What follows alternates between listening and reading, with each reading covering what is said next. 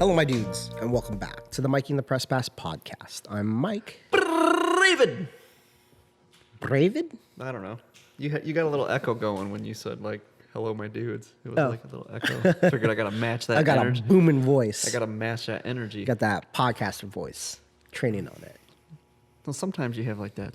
Sometimes you got that ASMR. Yeah. Like, it's like, hey, how you guys doing today?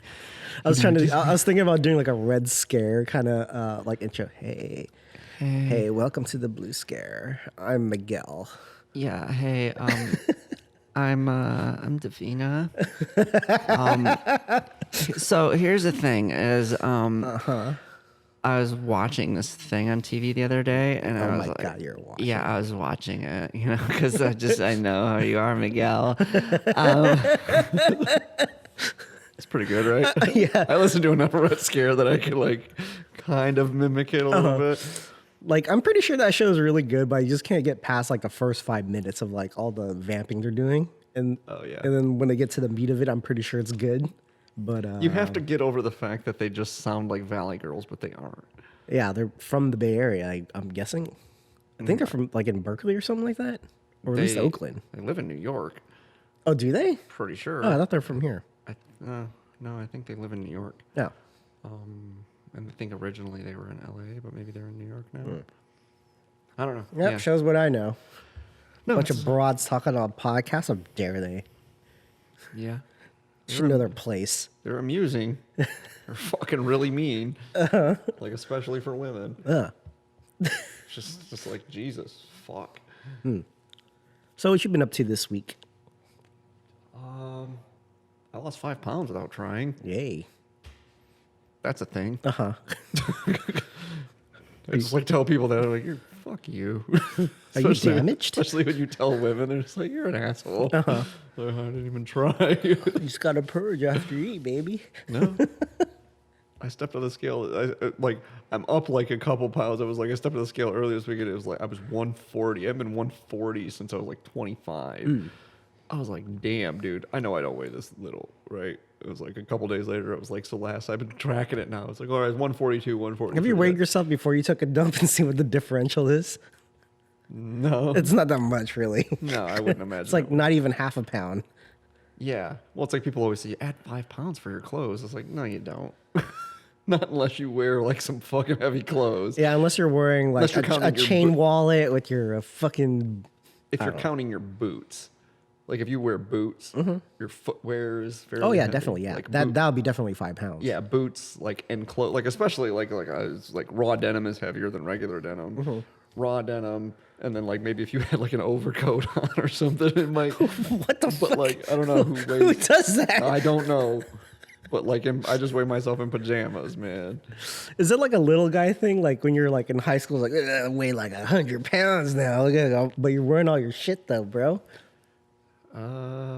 What do you mean? Just like wearing heavy stuff? Yeah, it's like yeah, I'm really heavy now. I got wearing my overcoat with my chain necklace, dog collar. You mean like to be cool? Is that what you're saying? Yeah, like you're just a skinny guy. Because I remember when I was in high school, like freshman year, like I broke 115. I was like, all right, I'm over 100 pounds now. Yeah, I was like 115 in high school. Yeah. No, I just like when you like, I like wool and I like raw denim and I like boots and all of those things are heavier because they're more durable. Like that's why I like them. Like a fucking sweater I have with the one where I'm wearing in Batman the Cat photo. Yeah. Like that sweater is like fucking 10 pounds. Oh, your Ernest Hemingway sweater. Yeah, it's a fisherman sweater, so it's just fucking all wool. So it's super heavy. Just need a corncob pipe. Yeah, it's really confounding. Like I don't know how the fucking math works out, or I guess it would be the thermodynamics or the physics. But like, I have that fisherman sweater. It's like a turtleneck fisherman sweater, and it's fucking warm. But then I have like this like paper thin fucking cashmere sweater. It's black. I'm sure you've seen me wear it. It's just like it's a thin sweater, super thin, but it's 100% cashmere, and it's like fucking just as warm as that fisherman sweater, dude. Yeah. Just because it's cashmere, apparently just fucking traps heat like nobody's business. I was like, Yeah. but this is all wool and thick and it has like a turtleneck collar on it. But then like paper thin black sweater be like, no, bro, I'm just lean and mean.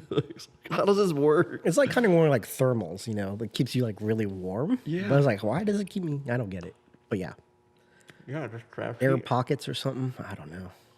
It's just trap seat, I guess. I don't know. I don't really understand it. It's fucking weird. But Anything else? like what I've been doing this week, working a lot. Fucking, I'll tell you something, man. Like, I don't understand the whole like. You have a tip jar somewhere, Yeah. okay? Yeah. I mean, like some people have tip jars, and apparently some people mistake this for like a give a penny, take a penny situation. Oh, yeah. This is super. That happened to you again? It happened to me again. And the first time I just kind of said something snarky about it. You remember? I was just like, oh, yeah, just go ahead and take that. It's not my money or anything. Oh, yeah. That was one of the customers. There, like, I always leave a penny in there. It's like, but that's my tip jar. Yeah. I put money in there sometimes. Like, well, yeah, but you're not free to take money out. You Yeah. know that, right? You're basically stealing money from me. Yeah, not basically, directly. And so I had a guy do it the other day. Like his bill was like fucking like 1876 or something like that. So he gives me a 20 and then he fishes 76 cents You're like looking up, like out of my tip jar. And then like he hands me the 20 and he puts the coins on top of it, on top of the bill. And I just slid the coins back in the tip jar. Yeah, that's what I would have done. And I was like, so out of 20 then. Yeah. He just kind of gave me this look like, no, I'm not paying for your change. Yeah. You and ask me. yeah. It'd be like one thing if, you know, I don't know, like you had said something like, hey, do you got like a quarter or whatever? But it was like, it wasn't even like he didn't have enough to cover it. Yeah. He just didn't want didn't want- coins yeah. back. It's like, fuck you, pal. It's like, I don't get this, man. These fucking some people. Jeez. But anyway, so I don't know. That's new with me. But anyway, what's new with you? Not much. Living the dual screen life with my. I have a new set, or not a new setup. I just bought a second screen or second panel monitor for my PC, and I was like living that life. Oh, I thought you were talking about TV. I was like, yeah. Meanwhile, it's been 2 weeks since I've watched television or movies or anything. Oh no. Still nothing. I just like don't have TV at my house right now. Is there TV there? Yeah. Oh, yeah. I got it. Oh, okay. I got the mount for it and everything. I just don't know how to mount it. No. I asked Anthony Miller to do it, and he was like, yeah, when I get some time. No. My dog has COVID. Yeah. Oh, damn. Rude. But no, I just like, I reminded him, I poked at him about it the other day. And he was like, oh, yeah. And I was like, you forgot, didn't you? He's like, yeah, I forgot. Because I told you what I did, didn't I? No. He really likes the Antonio CT. And he was like, hey, he was like, man, yeah, I'm trying to, I wish someplace other than Ohlone had the Antonio CTs because they're hard to find down here in the South Bay. And I was like, oh, I'll tell you what, man, I'm going up to work. Like, I go up there 3 days a week. Like, I'll just grab you some next time I'm up there. So I go up there, I grab him a few. I come down like, hey, I got something for you. And I'm like, here. And he's like, oh, yeah. Like, so what I owe you, like, $40-45. I was like, just come hang my TV up when you get a second. Damn it. He was like, well played. And, yeah, but I had to poke at him again about it. But, like, it's not even that big of a deal, man. I've been listening to records. And, that was new. I told you last night, but I'll tell you just for the sake of us being on air. I got this new Victrola record player, which I'm very happy with. I had a Crossley record player that I got at Target. It was like $70. Okay. And it was fine up until it wasn't. And then I was like, what the fuck is wrong with this? At first I thought my records were scratched. I was like, no, these are brand new records. And they can't be scratched. Not all of them, And so I was like, all right, fine. I was like fidgeting around with it. I'm like, what the fuck is it? Like, what am I doing wrong? Because you were like, isn't there like a little knob in the back? And I'm like, no, it doesn't have that. It's like, that's like a turntable, but that's like a basic ass record player, speakers, and a little thing that raises and lowers the arm, and turns it on and off. That's it. I was like, all right, well, whatever. And so like I was like, fuck it, I'm just gonna order another one. This Victrola thing has a pretty good sound, and like I think I told you, on Amazon it had 4.5 out of 5 stars on 36,000 reviews. I was like, that's a lot of fucking reviews for a product. Yeah. To maintain a 4.5 star rating, that's like having fucking a million. It's a 9.6 out of 10 on IMDb, and it's got a million fucking like people that weighed in. Yeah. You're like, holy shit. Yeah. So I was like, fuck it, I'll get it. And I get it. And I'm like reading the instructions, and I'm like, this little lever thing, and it's like, you should raise it and lower the arm. I was like, oh, that's what that's supposed to do. Because on my other one, I just like moved it a little bit, and it just didn't do anything. And I was like, what the fuck is this thing? And I was like, all right, whatever. I guess it's not doing anything, or if it's doing something, I don't fucking know what it is. It's beyond my level of sophistication. so, and so, and so I was like, all right, whatever. So then I got the other one out, and I'm like fidgeting with it. I'm like, why is it broken? And I was like, and then I fidgeted with it a little bit. It was like, it started doing like this. It's alive. And then I just did it like slower, and it was like I think like just like it was like a little spring on it, and I think the spring just kind of came loose, so it was just barely hanging on the arm. And if you did it too fast, it wouldn't catch the spring. But if you did it slow, like if you grabbed something like this, like just by the edge, and like just pulled it up, like if it didn't balance on that thing. And I was like, oh man, I could have fucking probably fixed that. Well, you got a better record player. It is for less expensive, actually. The sound on it is better, and so that was cool.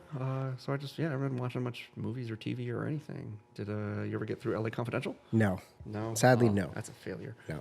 But I did download Fallout New Vegas. Oh yeah. Tried to play it last night, but had a couple driver issues with my controller, and I was like bummed out. I was like, damn, I don't want to use a keyboard and mouse for this shit, so I guess I'm not playing it. And I was like, maybe there's driver things I can look up, and it fixed it right away. I was like, all right, cool.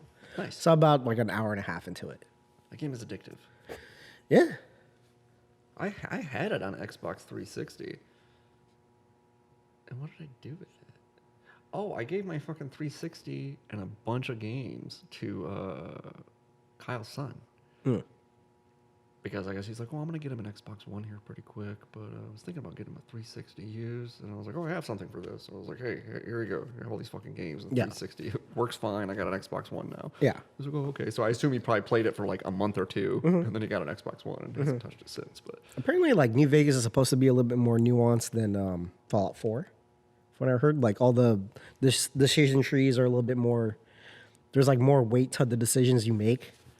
It's not really black or white. You could be in the middle. All the decisions that you made in the past affect you in the future. But they're bigger. There's just fewer branches. There's fewer junctures in the tree. Is what it is. Fallout 4 just gives you like custom ability because it's just like It's sort of like when you build characters in a game. And like you can get really down into the fucking like just like the shape of their eyes, the tilt of their eyes, and the yaw of their nose, and you're just like, dude, I don't. Yeah, I have a problem with Bethesda, like with their Asian guys. I'm like, have you seen any Asian people before? It's like, what the fuck? Yeah, it's really weird, and it's like really weird that sometimes it's really confounding to me that it will be like some games will have that level of detail in the face, but then like every guy has the same body and every woman has the same body. Hey, what are you doing there? Yeah, it's just like really weird. You're like, so there's no like tall fat bitches in this world. There's no like short stubby guys with like fucking super short arms. Like it's like they all just have the same body type. Yeah. And it's like, okay, I guess that's a thing, but it's like, why would you go into the granular detail of the facial features when it's like there's just as much variation in like people's body types? But well, they can't. I don't know. Whatever. I don't design games, so I don't know. No, it's there's plenty of things. And plus, you don't even see your face in Fallout. So why do they even make you do that? Yeah, I don't know. That's why I don't give a fuck. Yeah, whatever. Got a fucking gas mask, running around shooting people. Yeah, New Vegas is good. It's a good game. It improves upon 3 in a lot of substantial ways. The world is pretty substantial. One of the biggest things that I like about it, and I didn't get far enough in Fallout 4 to find out if this is the case, but in Fallout 3 and in Fallout 2, which I played a little bit of, how it works is there are like rogues gallery of monsters, right? Some of which are scarier than others. Deathclaw is like, second to the top or whatever, and then like, bloatfly is at the bottom. So, but in New Vegas, there are like boss versions of those monsters. Yeah. Some of them. Yeah. Not all of them. But there's like a legendary Deathclaw, and there's like Deathclaw alphas and Deathclaw horde mothers and like a couple of fewer of those. And there's like there's even a legendary bloatfly. Oh, Which really? is kind of weird, yeah. But there's like legendary versions. You gotta shoot it twice now instead of once. On the relative scale, I mean, I went on a monster hunt for all those like legendary creatures. Oh, really? When I was playing that game, and yeah, so I really liked that it wasn't just like, oh, there are death claws and death claws are scary, and it's like, okay, yeah, death claws are scary, but like, isn't there like some grand poobah of anything? You get to the end of a level or something, or area, and you want to think like there would be some sort of like greater challenge, because when you get to a point where you can like fuck up some death claws, like what are you gonna do? Yeah. More death claws? Yeah. I mean, that's kind of how it works in New Vegas, but there is a grand poobah death claw, and he is very hard to kill. Okay. Especially because the circumstances surrounding him to kill him are fucking ridiculous. There's like there's like 4 or 5 like death claw alphas that are near him, which are harder than regular death claws. And then there's like in the room before that, there's like 4 or 5 like fucking regular adult death claws. And then there's like in the entryway, there's like 2 regular death claws and like 3 baby death claws. Oh, and then wow. out front, there's like 2 like mother death claws or something, right? So it's just like this whole enclave, and it's a big, huge issue because it's like, it's one thing when you're outside, you're in the desert. I don't know if you've encountered any of the death claws out in the desert yet. What in? In New Vegas. No, I just started, like I said. Oh, okay. So you're out in open air, like you can see them coming, and you can use the fucking like the Fat Man or the fucking rocket launcher Yeah. and shit. But the legendary Deathclaw is in this series of like cramped caves. And Oh, so if you shoot it, it'll just blow you up. you have to get like one of those really good ray guns. And like that's how you fucking get it. Like like super good at like energy weapons, and get one of those, because you can't use in the cramped quarters, and not to mention it's so fucking big and it's such a small area that it can just hit you the second you come in. It's fucking like, it's got longer arms, and so it can just like jump and hit you from like fucking like 35 feet away in the game. Oh, okay. Like instantly, it sees you and it just goes rah and jumps at you. You're like 30 feet, 40 feet away in the game. You're like, oh no, I'm dead. So, but that's cool. It's cool if there's like different levels of different monsters in New Vegas, and there's lots of different decisions. And yeah, it's a pretty solid game. I played it for a long time until I got bored. Plus, there's a bunch of downloadable content for it that like layers over it, different things. The big MT, and there's a lot of really cool Easter eggs in that game. Okay. Looking forward to playing it. Yeah. Oh, you already started, right? Yeah. How far are you? How many levels? It's not like I just got into the town and I have to get help out Ringo. Did you choose the Wild Wastelands trait to start? Oh, I don't remember. Start over and choose it. Was it the Wild Wastelands? Wild Wastelands. It's like this. It gives you all these quirky little Easter eggs and shit. Oh, okay. That are really like worth just taking that little. It's a perk when you get it. You can take take 2 perks when you start. Yeah. Yeah, make sure that's one of them, because it like makes the game like more fun, because it just has all these weird like pop culture references and shit. And Okay. certain things are discernibly different that you stumble across. Okay. I'll check that out. So yeah, that was, yep, playing that. Hopefully fixing that driver issue fixed a lot of other issues I have with other games. I was like, this is too much, like too many, it's too buggy. Trying to play Bugging out. Yeah, Red Dead with that new controller. I'm like, why isn't all the buttons aren't working? This is bullshit. Technology. It's always fun. Yeah. Just raging out. Yep. Just gotta stab peasant girls in the field. Fucking horde. Run up on this guy. Yeah. Yeah, and then basically I've been picking up like little knickknacks of stuff. I don't know why. Like this whole week I was like, oh, let's get a new Bluetooth speaker. The other one, the battery sucks, so I just got another one. Well, it's not a knick-knack. A knick-knack would be something that doesn't do anything. Yeah, and then like got a tchotchke. new like snap it thing instead of the little pop socket, because the pop socket wore out. I'm like, I mainly use it for a stand, so that's why like, I'll just get this. This was cool. Yeah, I don't really. I have one on my phone, but it doesn't. I don't really use it hardly ever. Yeah, because it's like for people who haven't seen this, like the snap thing. It's like has like cool little stuff on it. It's like magnetic, so you can stick it on like metal stuff, and Has like the little finger thing, so you can just like be super cool. Yeah. Kickstand, been liking that. So that's good. Lots of accessories for your phone. It's like a multi-tool for your phone. Basically. So that's good. Yeah, I still need to watch LA Confidential. Didn't get to watch anything. I was busy all week. Yeah, it's part of the reason that it's like I don't.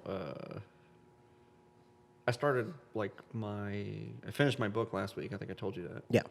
And I started a new book, the new Martin Amis book that just came out. I'm about 100 pages into that, so it's pretty good. It's really weird though because it like shifts tenses a lot. Like it'll be in certain parts of the book, it's clear that like Amos is the narrator, and he'll say things like, "The thing about Phoebe Phelps is I never really understood like where her motivations for things came from," and then like at a different juncture in the book, it'll be Martin walked into the hotel and the concierge was there to greet him, and you're like, "Wait, what?" Uh-huh. He just does that throughout the whole fucking book, or at least to the point that I've read. It's Yeah. like, There's a twist. You know. no, he just kind of plays fast and loose with some stuff. I mean, it's the guy that wrote a fucking book in reverse. You know, Memento before Memento was Memento. Huh. So that's a thing. Right? He wrote a whole book, Time's Arrow, which is like chronologically, and it's not, the story's not told in reverse. It's like, yeah, it's fucking hard to describe. I didn't get very far into it because it was tedious. But there is like, I mean, imagine trying to have a narrator where things work in reverse. So basically the narrator is like this kind of like disembodied consciousness observing the events. And even acknowledges that some of them are weird. Like the characters go from being old to basically being infants throughout the course of the book because it's moving in reverse. And so, or like people at the doctor's office, this is one of the examples that the narrator gives, is one of the only ones I remember, finds it peculiar, doesn't understand why people go to the doctor to get examined and then go sit in the waiting room for like an hour after their examination. Because that's the way the book is structured. That's like the way the narrative looks to the narrator. Yeah. They go and they get an exam, and then they go sit in the waiting room for like an hour. Okay. It's just like, so he does that sort of shit. It's like, yeah, okay. All right. Yeah, I couldn't get through it. But some of his other, but London Fields is a fucking great book, and Money is like a hilariously good book. Is money? It's fucking so money, bro. It's one of the very few books I've ever read that made me like laugh out loud, like on multiple times per chapter. Like it's just.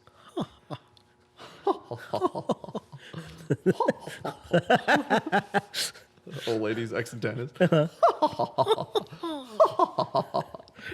Fucking fake ass laugh.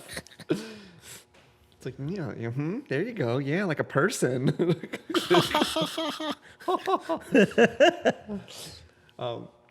So yeah, I haven't really, I'm like starting to miss like every now and again. Like last night I wanted to sit down because I ate like a fucking half of a stuffed crust pizza. I was like, man, I'd love to just like sit down and just like watch something on the TV now for a bit. But just listen to some records and then read a little bit. I finished a short story I was working on that me and my old lady were like working on, like the same theme short story. I need to do some editing on it, but early too. I got to the end of when does spring start? March 23. No, I don't know. March 23, I think, is the start of spring. Okay. So I got till the start of spring. But so yeah, that's just like weird. Uneventful adult life. Yeah, I mean, I guess it depends on what you mean by eventful. Working, podcasting. We got over a hurdle in D&D. That was fun this week. Yeah. You guys usurped a fucking town, like, took over a whole town and supplanted its government with another person. Cool. When I heard that plan, I was like, this is a little too involved. I don't know if this is too involved for D&D. I don't know if this is a typical route that people take fucking Game of Thrones. I wouldn't say it's We usurp people. I wouldn't and say it's typical, but it's what makes D&D awesome is that you can do something like that and it's perfectly fine. Yeah. And like as long as it, I mean, because you really think about it, it was like 5 or 6 sessions mostly of just like walking around and talking to people and each other. And that's all that really yeah, it was happened. like a reverse roles where we're like, hey, fellow traveler, would you like to Yeah. go on a journey with us or help us with a journey? And they're like these fucking adventurers coming to town always asking us for favors and shit. What the fuck do I look like? An adventurer? Mm-hmm. That's what we're getting a little bit to meet, I guess, like back on track to like a lot of the action-packed stuff. This is like one of the first... I say in the last 3 weeks we had like roll for initiative. Like, what does that mean? Okay. Oh yeah, this is the first time. Yeah, it's only the second time in 7 sessions that we. Yeah, the first time we didn't even like the rest of the party really didn't do anything. Yeah, that was probably an MVP move, Yeah. Pogger move for all you millennials. Pogger. Pogger. Yeah. So that was. Yeah, tell what Chris did against the big baddie of the town. So there's this guy, and he's like this sociopath, and he's kind of the right-hand man of the leader of this town. And everybody's afraid of him. He's got this big demon arm, and he's just fucking really mean and ferocious. So everybody's afraid of him, so everybody does what the burgomaster is what he's called. He's basically the mayor of the town. He's like, do what he says, and like so they hatch this plot. They're gonna like remove the burgomaster from power. And Chris's character, who is like a priest, you know, he's a magic wielding priest, he's like talking to him, trying to get him to like think that he wants to be part of the guard. Yeah. And then they're planning on using one of the party members as like bait. And then Chris is out looking for him in the town, and he comes across him. And then just out of nowhere, he's just like, all right, I'm going to fuck this guy up. And he just attacks him. Like, so most of the information the players had up to that point was that he was difficult to deal with, and that like basically the whole party might have a bit of a challenge, like putting him down. But Chris like had no fucks to give, and he just like had a good combination of like spells in his back pocket, and just fucked this dude up basically single-handedly. And so it was anticlimactic, but it was interesting. Yeah, in the say. game we're like really far away from him. We see do this action. They're like, oh no, we have to help him out. We're running there. And he's like already dead by the time we get there. It's like, oh. Pretty much. Well, because it's just like that's something that people don't realize in like the games. Like, okay, so they're a couple 100 feet away, 500-600 feet away, like, a couple buildings over. But like when a fight hits the fan, like, a whole round of combat in a fight is like, 6 seconds. Because, I mean, if you really thought about it, like if you were across like a Target parking lot and on the far end of that parking lot, you saw your buddy getting into a fist fight with somebody, the likelihood that even if you ran as fast as you could, by the time you get over there, it's like, it's most likely over. Everyone's dead. That's cool. It's like, that's how it goes. But no, it was interesting. So there is that. Not boring, but not expected. I didn't expect it to play out that way. So that was, I don't know, that really counts as like a proper battle, right? It was like a skirmish where one of the players is just like, oh my God, I shot him in the head. oh my God. Oh man, I saw Marvin in the face. Well, what'd you do that for? I mean to. Hit a bump in the He must road. have hit a bump or something. So we're continuing on with that. That's going to be fun, hopefully, unless we die right away. Well, no, I mean, we're on to another leg of the adventure, which will be a little more, I mean, still pretty open-ended for a D&D adventure, but more kind of straightforward as to kind of the path to take, I guess. At least for a few things, depending on what thread you guys want to pull at. I'm really trying to wrestle with Beto to get him to have like some modicum of consistency about like what it is. Yeah, by the way, I need to I'm talking to you and Beto tomorrow about this because you guys are confusing the fuck out of me. I have no, like, we have to be better about speaking in character because I'm like to the point where I don't fucking know like what you guys are actually saying and what you're not saying. Like it's legitimately a problem now. Like I don't know how to deal with it. I mean, and you guys are having fun, and I don't want to like ruin your fun. But Hey, I'm there's like, no fun allowed in this D&D session. You gotta play in character or not. You can't fucking say this shit. well, when it creates confusion as to like what's happening, like, wait, are you saying this to this dude? I don't want to have to say, are you saying that to actually saying that every time? You'd be like, nah, I'm saying that, or yeah, I'm saying that. Like it's just like, man, it's like getting so much like verbal grab ass that I just like, I'm getting super confused. Like, okay, I don't know. Cause like at first, like the last session, like when you guys were just being all fucking callous to the, so they murdered, like get the burgomaster guy eventually like gets murdered. And like you guys are just being all callous to her about it. And at first I thought you were just fucking around. I'm a fucking soldier, dude. I know. Like, I don't have any, like, bedside manners. Like, yeah, I died like a bitch. Yeah. No, I get that. And that made sense for you because you have some consistency. Yeah. But like Beto sometimes is like super understanding and empathetic. And then like this one time he's like, no, fuck you. He's dead. He's dead. Dead like a doornail. Yeah. He's ruined. It's the burgomaster's house. And your husband ain't the burgomaster no more, so why don't you get out? Yeah. So he has very little consistency. Like so it's like I gotta wrangle it in, or I'm not gonna know where to go with the adventure because I don't know how to handle it. Yeah, because I kind of play it like I'm a soldier. I don't have very high intelligence, and like I'm not very charismatic, so I'm crass.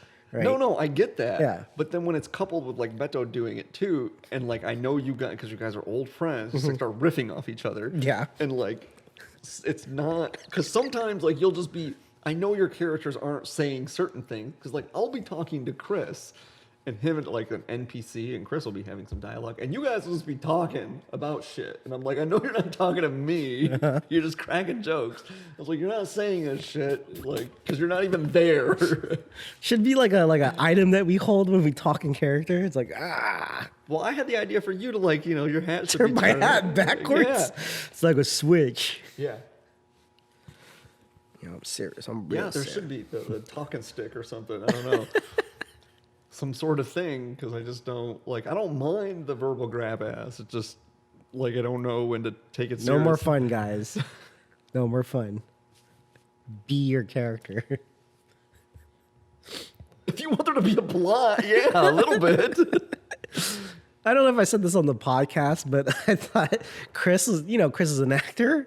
And I guess he had like a stomach problem, right? And something happened to his character, and he was just sitting there, like, I was like, whoa, he's really acting, man. You're really good. You're really getting to this part. Like, guys, I gotta go. I'm really fucked up right now. Like, oh, okay. Well, you weren't just role playing. Yeah, I thought he was, because one time I was like, did he fall asleep? Is he actually asleep? It's like, no, I did. My character fell asleep. My character fell asleep. Yeah. My character. Yeah. Acting. Yeah.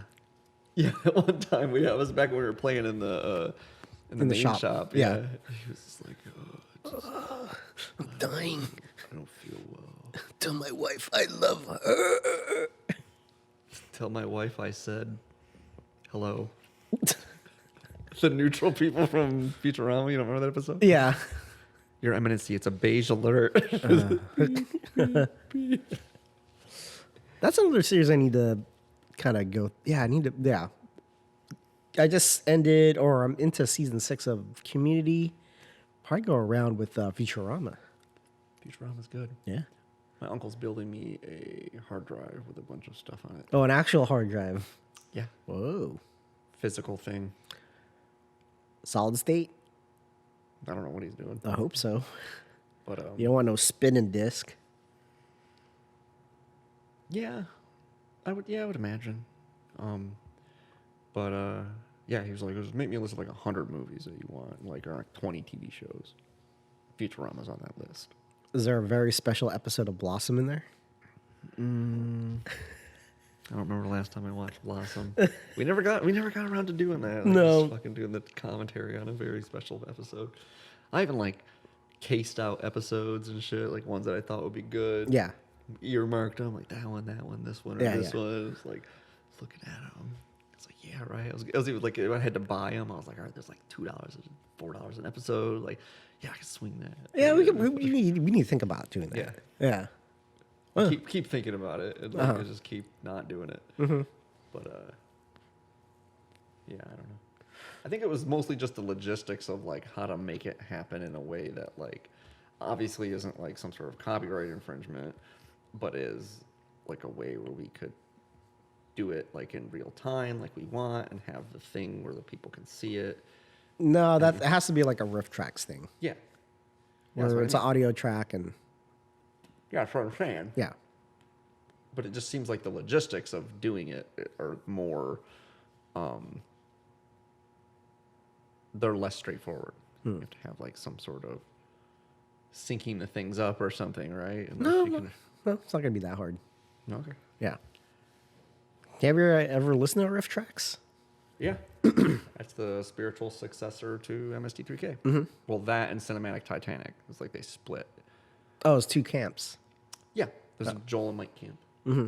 So Joel and the early writers of the show, I think they do Cinematic Titanic. And then Mike and the later actors,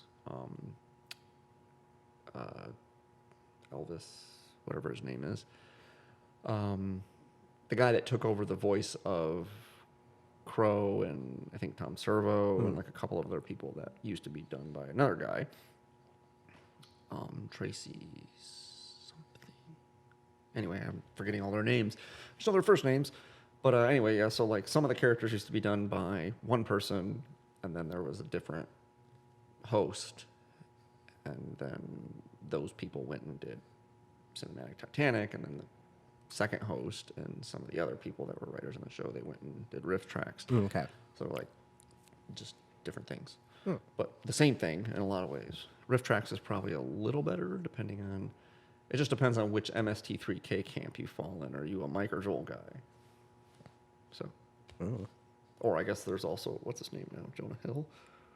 Jonah Ray. Jonah Ray? Yeah. Oh, Jonah Hill is the guy from fucking Superbad. Superbad. Yeah. And, Wolf of Wall Street. yeah, Wolf of Wall Street, that guy. But yeah, that guy. So there's three of them now, I forgot. But yeah, it just depends on which MST3Ks you like. Mm-hmm. And that probably just depends on your sense of humor, I guess. I'm more of a Mike guy, but Joel's good too. I don't know. I haven't heard of the other one, so. You haven't heard of the other one? Which one are you more familiar with? Riff tracks. Right. But I mean, like when you watch MST3K, you're aware that there are two hosts. Yes, right? yes. Right. I don't know. They're just But it doesn't stick out in your brain like, stick oh, out. I like this one, and they're all the same host. I think I watch more of the original host than anything else. I think I only watched one episode of the new releases of stuff with the Jonah Ray. I think I've watched 2 or 3 of those. You watched one at the shop. I watched like 2 or 3 of that. All the ones I watched were at the shop. Okay. But I think only one with you. Mm-hmm. I put it on one day just to see what was up. And Ted Farabella came in. You watch MST3K? I was like, yeah. I just felt like he was going to be, this shit's stupid. It's pretty good. You ever see that one Laser Blast? I was like, yeah, that one's good. It's like, yeah, Laser Blast. I was like, all right, okay. Yeah. Not a thing I would think you would like, but cool. Mm-hmm. Yeah, it was pretty solid. I mean, I kept meaning to kind of like go back to it and watch more of them, but I just never did. So, especially because it's like to me that's like it's a thing you watch with a buddy. Yeah. It's not a thing you like just like put on and like watch by yourself. It's like I don't know why, but maybe it's because like when you're retracting off them. Maybe I don't know. I don't know what it is. I think probably it's because I just always used to watch them with my uncle, and we used to get them at fucking Blockbuster. Oh, I remember watching on Comedy Central as a kid. Yeah, well, it was the Comedy Channel back then. Yeah, that's true. Yeah, it was the Comedy Channel. But yeah, I used to watch them when they were on. But they had like the whole collection of them at Blockbuster in the like cult section or whatever. Cult section? They had that? No, not a cult. Cult. Oh, okay. Like, So, whoa. cult movies, cult followings, and just watch this. I don't know. It's really hard to find. Yeah. Get it? Mm-hmm. Okay. But yeah, we used to just rent them like on VHS. And, like just rent 2 or 3 of them and just like make a night of it, just watching fucking MST3K. Yeah. and then mill around Kalamazoo, like quoting it to people, like, and they look at us like we're fucking weirdos. And every now and again, someone would be like, "Oh, you like MST3K? Fuck yeah!" Well, Like, whoa, I don't want to talk to you, guy. yeah, kind of. Yeah. I watched this interesting video this week. It was understanding butt rock, and basically the skinny of the video was like the McDonald's hamburger is the best hamburger argument because it sells the most hamburgers. Oh yeah, McDonald's makes the best hamburger because they make the most hamburgers. Yeah. And I was like, you're not making a case of why this music's great. It's like, it's great because it's simple, it's not pretentious, and it knows what it is. I'm like, all right. And it sells the most music ever. Like, all right, that doesn't make it good still. It sells the most music? I don't know that that's true, though. You look at all the top-selling albums of all time, and it's like... Well, he was going off the metrics of Spotify and like how many people are subscribed to that channel and how many listens they get a month. And they get millions of like listens on their tracks or playlists. Yeah, but that's largely a byproduct of nostalgia. Yeah. Because it's like the argument that we're going through is like they're being fueled by like the music festivals in the Midwest, people living out there. Yeah. And this term I've heard, like once I heard it, I was like, oh, I know exactly what that means. Military moms. Yeah.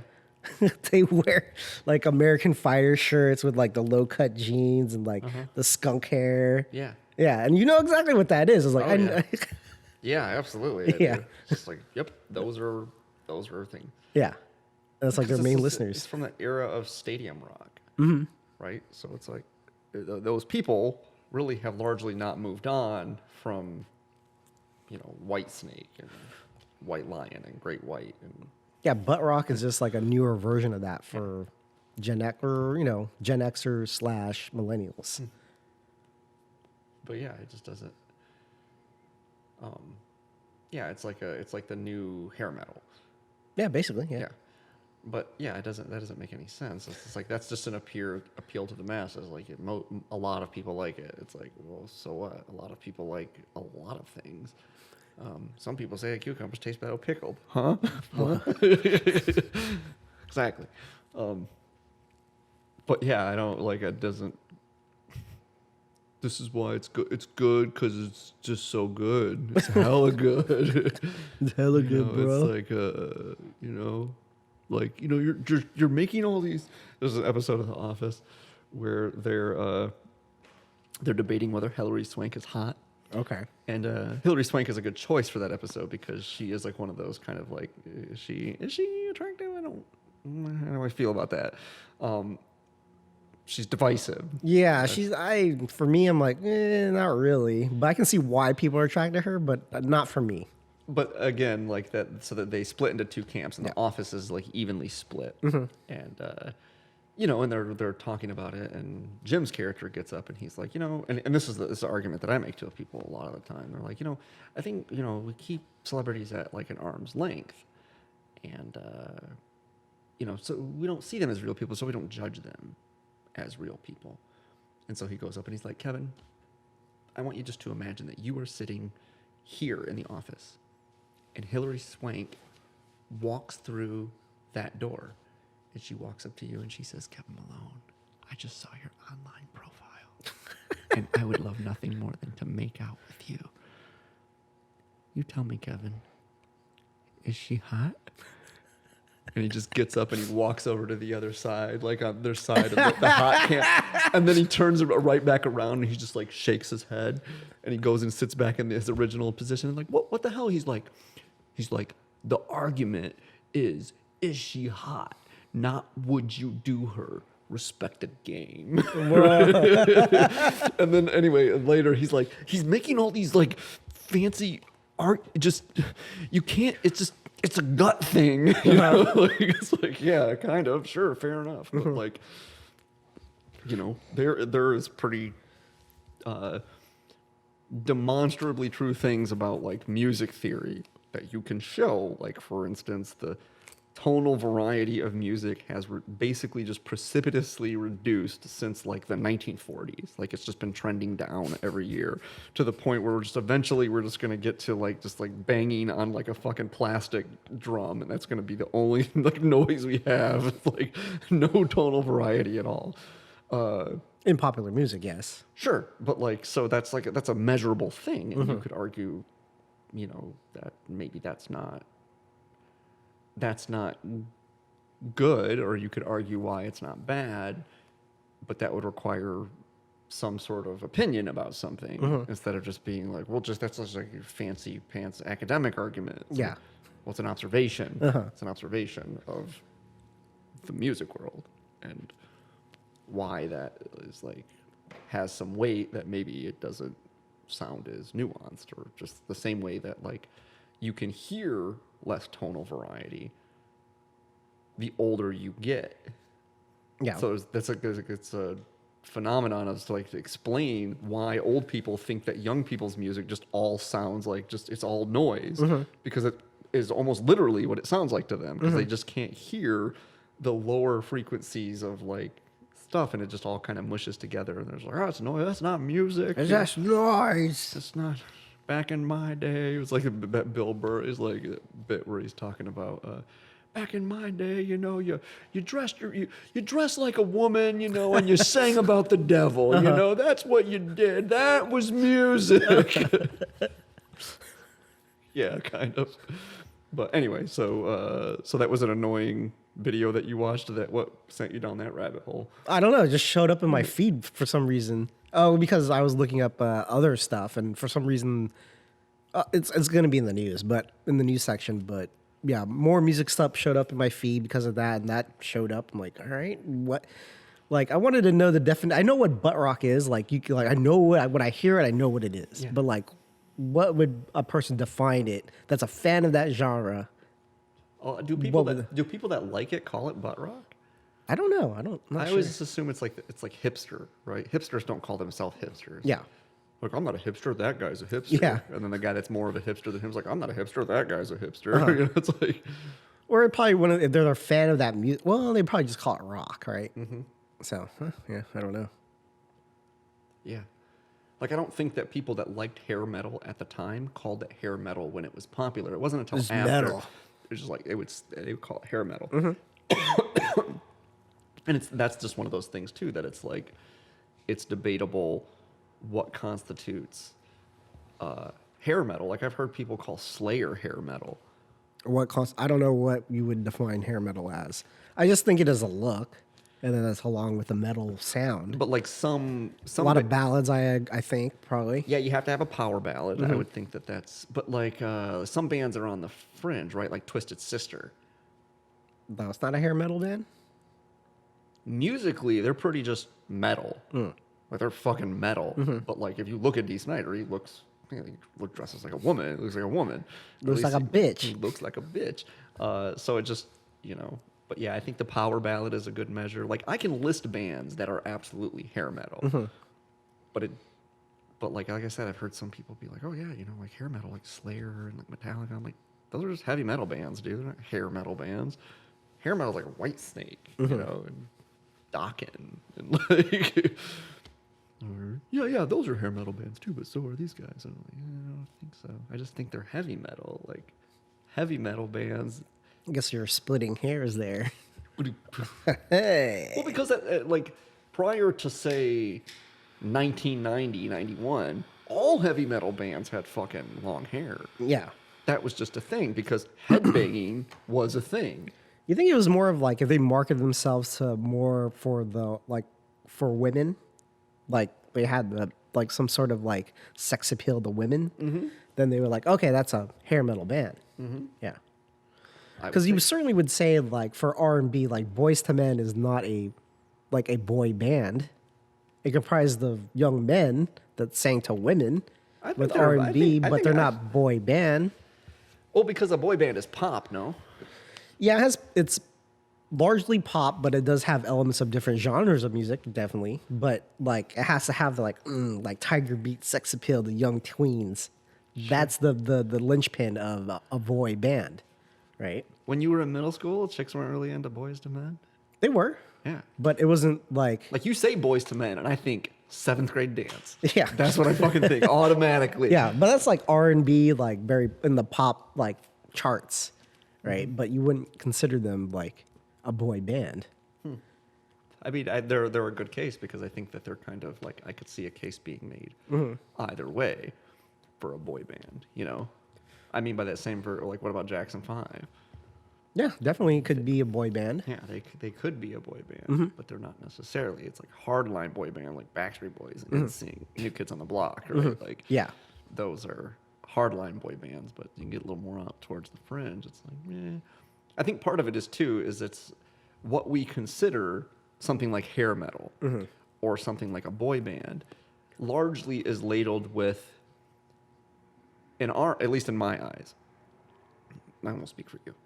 But in my eyes, a boy band is bereft of talent. And then you're like, well, what about Boys to Men? I'm like, well, they got a little bit of talent. So they're not a boy band because their music, they're somewhat, I mean, they're How not. dare you? JT is a goddamn talented singer. They're not my cup of tea, really. I don't really like R&B, but like, yeah, they got some chops. Like they can fucking sing, you know, and, but you know, you look at them and it's like with the white suits and stuff and it's like, you know, I want it that way. yeah, exactly. Yeah. It's like, okay, that's a little boy bandy, but like you're talented, so you Yeah. gotta get an exemption. Uh-huh. You know, because it's like it's just turning that lens on yourself. Well, I kind of like that song. It's like, but I don't like boy bands, so Yeah. they're not a boy band. No. I can't think of other. I'm sure there's other things like that, but like, I like Guns N' Roses. Are Guns N' Roses hair metal? They're pretty close. Well, an outsider, I'd be like, yeah, it's kind of a hair metal band. I fucking love GNR though. Oh, I don't like them. They're so good. Oh. Appetite, dude. Come on, that fucking album is good. I think maybe you got to be poor white trash to really appreciate it. I appreciate like AC/DC. So See, AC/DC are just rock though. Like they might be the most rock and roll band ever. Like if you just in my head when you just think rock and roll, like just pure hard rock and roll. yeah. I mean, I don't think they're the greatest rock band. I think the Rolling Stones are the greatest rock band, if by no other reason, just from sheer catalog. But here's the thing: is the Rolling Stones have some songs, like that song that's like, you know, I want to sit and watch the children play. You know that song, or Ruby Tuesday, which is a great song, but it's not very rock and roll. Wild Horses. Yeah, Wild Horses. Not a big fan, but like. AC/DC is just all rock. They don't have any it's like, songs. just turn it to 11. Fuck it. We don't care. Yeah. It's like I always think of, I was watching this thing on VH1 years ago about like the top power ballads or whatever. And it was, I was like, I'm kind of curious. Like I had no idea there were so many power ballads. But yeah, like and like the best one was Home Sweet Home because it was basically like invented the power ballad, right, by Motley Crue. And good song, I like it. But you know, they're explaining. Vince Neil was explaining kind of the whole genesis of the song, and he was like, you know, there's this thing is like, you know, being metal or whatever, and it's like, you know, you can't be that guy like all the time. And in my head, I was like, fucking tell that to Angus Young, dude, because that guy's fucking rock and roll every day of his life, I'm sure. Was this pussy shit? Yeah, he's just like there are no moments where it's like not rocking with an AC/DC album. It's never. Angus, you guys just write a power ballad. I said, fuck you. Don't you know who I am? Yeah. Want me to play guitar on my knees? Yeah, all right, yeah. I do. I always do. I was telling somebody that Anthony, not Anthony Miller, I forget the other Anthony's last name, that comes in the West Coast. He was listening to AC/DC in the yard one day. Oh, okay. And I was like, oh, you like AC/DC? He was like, oh, yeah. And I was like, you know, they put a new album out. He was like, put a new album out? I was like, Oh, Mexican Anthony. yeah, I don't know. Okay. I don't know his last name. Yeah. The other Anthony. Yeah. But I was like, yeah, you know, they put a new album out? He's like, oh, really? I'm like, yeah, it's pretty fucking good. I'm like, it's like, oh, yeah, right on. But yeah, I don't know, like some band, like I don't really like hair metal, but if Guns N' Roses is hair metal, then I like that. I like them. Yeah. I mean, not wall to wall, not the song where he's like, you know, like talking about the gays and immigrants like ruining the country. Yeah. That shit was jarring even as a kid. I was like, what the fuck? He's all rocking out in your room. Wait a minute.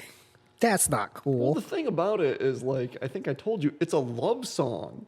Oh, he's just like, It's like he's singing the chorus is like, "You're one in a million, babe. Yeah, that's what you are. You're one in a million. You're a shooting star. Maybe someday they'll see us. Yeah, before you make us cry." And then like he gets into a chorus and he's like, or into like a verse, and it's just like, immigrants and faggots, they make no sense to me. And I'm like, whoa, what the, where, how this took a hard right into Yeah. like bigotry territory all of Yeah. a sudden. Like, it's like he just had, it was like he had like half of, Check this out. I'm gonna fit this in. These guys don't even know what I'm talking he just about. had like half of one song and like half of another song. And he was like, you make out now. We should be together. Hey, you put my peanut butter in your chocolate. I'm Officer Reese's. What happened here? But yeah, so not so much with that. But that one song, which as a kid I remember like, because I was like rocking out to it. I was like, this song is kind of catchy, and then I was like, whoa, wait, what? Back it up, Axel. Yeah, it's not surprising that guy fell out of favor. Yeah, I heard him like a couple videos of him like taking the lead in AC/DC. I was like, it's not as good as the other guy. The other guy's really good. Yeah, I remember I had that AC/DC station on at Ohlone, and this guy that's a regular, he came in. He was like, oh, is it AC/DC? And he was like, I was like, yeah. And he was like, for me, it's like Bon Scott or nothing. And I was like, all right, man, don't get me wrong. Like, I love Bon Scott, right? But that's like one record. It was like 3, I think. Okay. It's Dirty Deeds, it's Highway to Hell, it's a couple other, it might even be 4 records. But I was like, the song we were listening to was like Shoot to Thrill. Mm-hmm. And I was like, dude, this is on Back in Black. This is like the first album with Brian Johnson. Like, that's a fucking debut. Yeah. Like, don't get me wrong. Like, I like Bon Scott, but like, I would never go so far as to say it's Bon Scott or bust. Mm-hmm. It's not like Van Halen, right? Where it's like, there's Van Halen and there's Van Hagar. Yeah. Where it's just like, no, thank you. Mm-hmm. It's like, I don't want anything that's like not David Lee Roth and Van Halen. That's Van Halen. Uh-huh. And he had that attitude about AC/DC. It's like the only AC/DC is with Bon Scott, and everything else is just, or the Misfits. Some people are that way about the Misfits. Like the Misfits has Glenn Danzig, and anything that's the Misfits with whoever the guy that took Glenn Danzig's place is not the Misfits, or the Dead Kennedys without Jello Biafra, or like, whatever. Like, sure, I can get, but seriously, like 90% of AC/DC is without Bon Scott.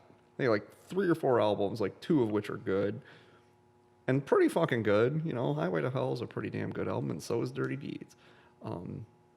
Especially because that album has big balls on it. That fucking song is such a good song, dude. Yeah. It's such a good song. People love that song. It's a good song. It's so catchy. But yeah, I was like, whoa, okay. You don't like Back in Black then at all. He was like, no. He's like, no, I just not really. I'm like, all right, man, whatever. I don't like the lyrics in that album. Just don't have the rock and roll gene in you, I guess. Yeah. But whatever, Anyway, let's move on to news. Mm-hmm. Yeah, all right. I'll kick it off. Get my bookmarks up. All right, pull this up real quick. Let me see what I got here. Daft Punk breaks up. The legendary dance duo calls it quits after 28 years after forming in Paris.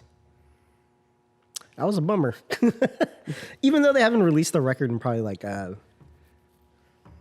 5 years? I forgot when Random Access Memory came out. But yeah, this is long ago. But I wouldn't have taken you for a Daft Punk fan. I like their music. I'm not like a huge fan, but I do enjoy their music. Yeah, what was the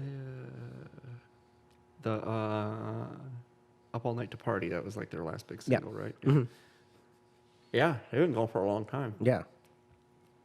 What's weird is I remember when they were a new band, because I'm trying to remember what was their first album. Because I was like really into electronic music in high school, mostly industrial music, but like well, that Around the World. Yeah, that album. Yeah. That was their second album, though, I think. I forgot. But that was the first video I ever saw from them. I think it was their first U.S. release. Mm-hmm. And the one with the, shit. I'm like blanking all the titles of the song, but the one with like all the anime videos, that one's pretty cool. Yeah. Because that album came out, I think, I listened to that album and I was like, oh, it was pretty good. And then Crystal Method's Vegas came out like the next year, I think, or the year before that, one or the other. It was like 96, 97. And then that band, like, I don't know what fucking happened to that band. Because their first album is fucking, if you like electronic music, like Crystal Method's first album is fucking dope. Vegas, that's a dope fucking album. Okay. But you have to like, kind of like, not quite as housey as Daft Punk, not as like repetitive. And so it's like probably somewhere between Daft Punk and like early mid 90s Prodigy. Okay. So somewhere like between those two, like if you ever listen to like albums before Fat of the Land, like Music for a Jilted Generation, like that era of Prodigy, somewhere between that and Daft Punk.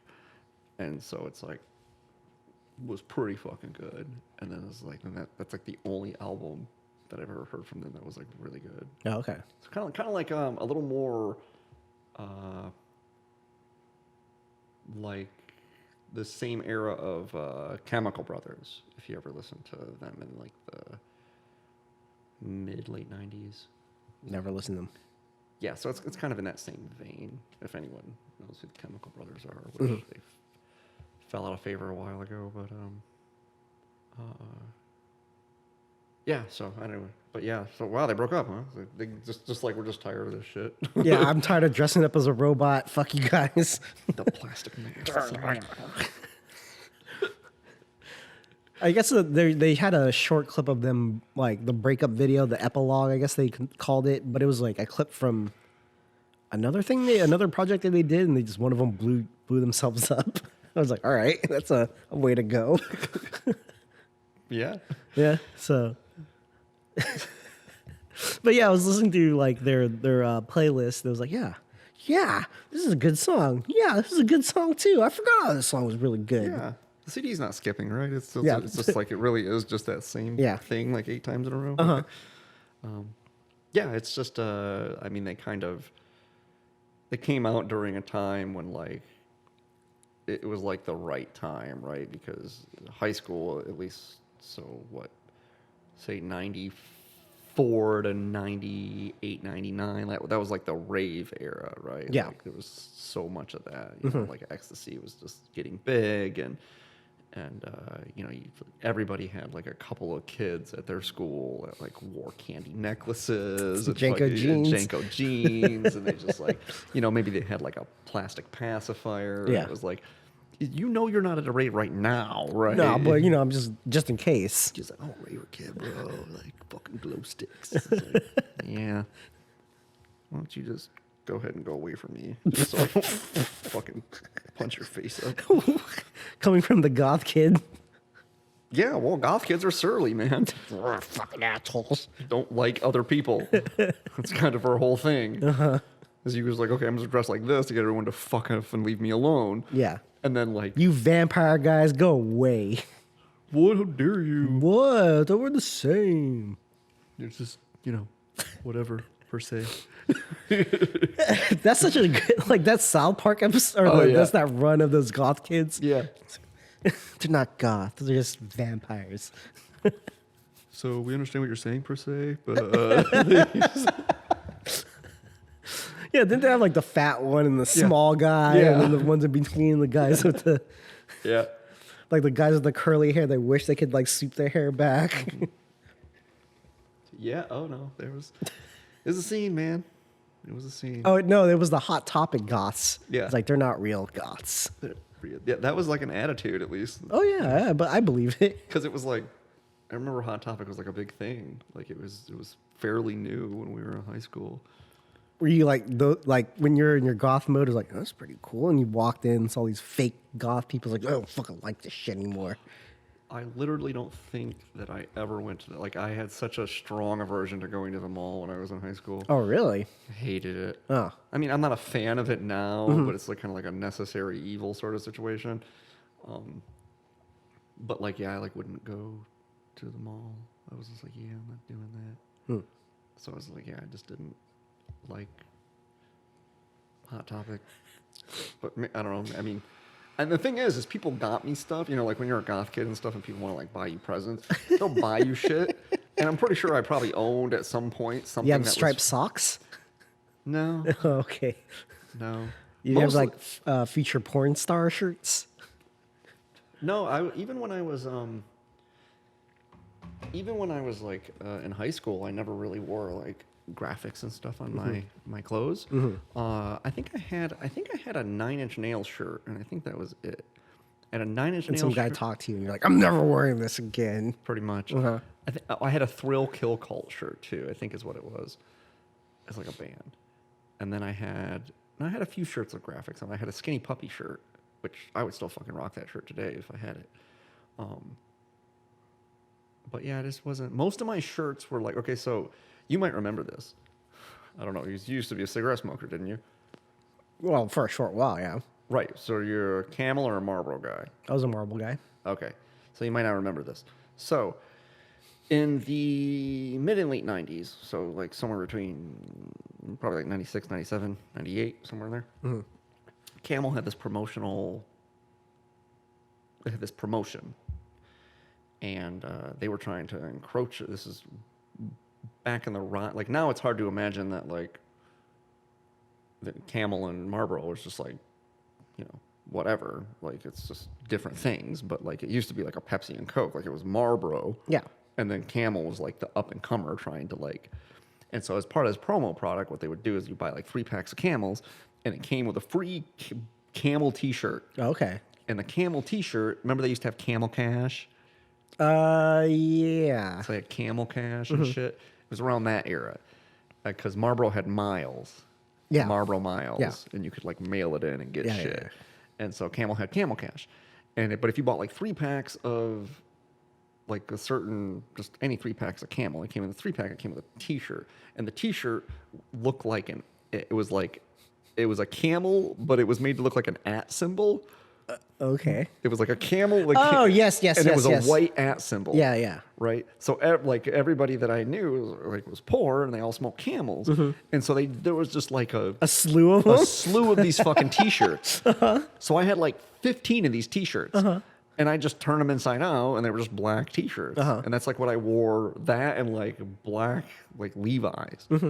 And like boots kind of like this, Yeah. like just every day. It was like, fucking, that's all I ever wore. And then I had a few like cool like goth shirts, mostly like hand-me-downs from my uncle. Didn't fit him anymore or whatever. And then that was it. Like I didn't go to the mall, and like I'm sure people bought me stuff. Like I remember my dad's girlfriend buying me a birthday present, and it was some sort of like bling, you know, like All you right. had, like I think it was like a bracelet, like a cuff or something. And I had a spiked collar that I ordered from a catalog that mailed it to me from a catalog. Yeah. And it was like this leather spiked collar, like 1/2-inch spikes on it. And like I had that thing for like a long time. But yeah. Did all the bears come like, hey, look at you, little cub, and take tug on you a little bit? Well, I wasn't around a lot of gay men at the time, so no, I didn't do that. But yeah, I don't remember ever. I mean, I'm sure I had some stuff from Hot Topic, but I never went and shopped there. Yeah, there was like I guess there's like 3 camps of like mall shoppers in high school. You got the Hot Topic, you got like the Gap or Mr. Rags. Mr. Rags was like the hip hop equivalent to Hot Topic. Okay. Yeah. A little less about the little knickknacks and bracelets and shit like that, but more like, you know, streetwear stuff like Echo, Carl Kanai, all that stuff. See, I went to Comstock, and Comstock is largely like a rural area, so it's like a lot of poor white trash. So it was like we didn't really have like any like hip hop kids. Okay. Instead, we had skater kids. Yeah. So it was like, Yeah, that's a crossover too. Like Mr. Rags would be, you know, like, you know, hip hop streetwear. There's a crossover with skaters like Milk Crate, LRG. Those are skate brands. we had Piranha Alley. That was a skate shop, but they actually sold they sold decks and trucks and wheels and like, yeah. skate stuff, Yeah. and then they just had like skate apparel, right? Like Kevlar pants and shit for skating. Yeah. And so, which I had a pair of Kevlar pants at one point. They're pretty dope. Like you really can't just like, he was like, oh, like these things are basically fucking indestructible. Yeah. Like, What's the other big one? Miller's Outpost? that sounds familiar, but I don't know what they sell. Just jeans, like cheap, like graphic T-shirts, jeans. They had their own brands of jeans and shit like that. Oh. Yeah, it doesn't sound familiar. But yeah, I had we had some kids like that. But like that's the thing is there was also what me and my friends there was a certain stripe of kid at our school who kind of dressed vaguely like a cross between a skater and somebody in a boy band. Yes, I know that. And we always just call them alternatines. Because they're not really skaters because they don't skate. Yeah. But they wear dre- their airwalks. But like they would wear like Billabong shirts and like those like metal pearls, and then they'd have like frosted tip hair that was very put together. Yeah, it's the ball bearings, but it was like hemp. Yeah, there were the hemp necklaces too, but like hookah necklace too. Yeah, and then it would be like Spiked hair. yeah, spiky hair for sure, and then maybe they'd have like If they get saucy, they have like pierced ears. yep, exactly, alternatives. That's a good one. Yeah. That was They look like a background actor in like a boy band, like music video or something like that. exactly. I'm all futuristic, but not. That one it was not as good as. Did you guys have the phrase "sorostitutes"? No. Okay, that's a very specific type of gal too. They're like the kind of gals that like probably had streaks in their hair and like shopped at Abercrombie and Fitch and were usually kind of thin and bitchy, and they hung out with. Usually they'd hang out with either the alternatines or they'd hang out with like football player types, and they were kind of like the Mean Girls in Mean Girls. Yeah, Okay. so like those chicks. Okay. And so like we called them sorostitutes. Sorostitutes. Yeah, yeah. No, I didn't have that. Yeah. I'm pretty sure there were there, but we never named them that. Okay, I didn't know if that was like a universal thing because it was like we didn't make that up. We just like I don't remember who I heard say it. Huh. It might have been one of my friends for the first time, so maybe he made it up. But I didn't make it up. But yeah. Alternatives. I know exactly. Yeah. It's like you know what that meant, right? Like, Yeah, just like, oh, okay, yep. Yeah, it could have been, those could have been like maybe they're really into Jesus too a little bit. They couldn't wear. Yeah, there's a possibility that they were like into Jesus. Yeah, like they couldn't listen to like any of the cool bands. They had some sort of weird Christian rock thing going on. They go to youth camps and shit like that. Yeah, maybe like Creed, because Creed was like the edgiest of the Christian rock bands. Oh, is it? Okay. Yeah, Creed, they're a Christian band. Okay. Or Collective Soul. There was another one that was like really popular too. POD? Yeah, Yeah. People of Disciples. Penis Oration Dickles. Okay. I don't know. Yeah, but yeah, I don't remember what it stood for. Praise Our Deity, maybe? I don't know. I have no idea. I never really listened to that band, so. Me neither. Yeah. But yeah, I remember that song by Creed. I think it's One. And I always thought it was a war.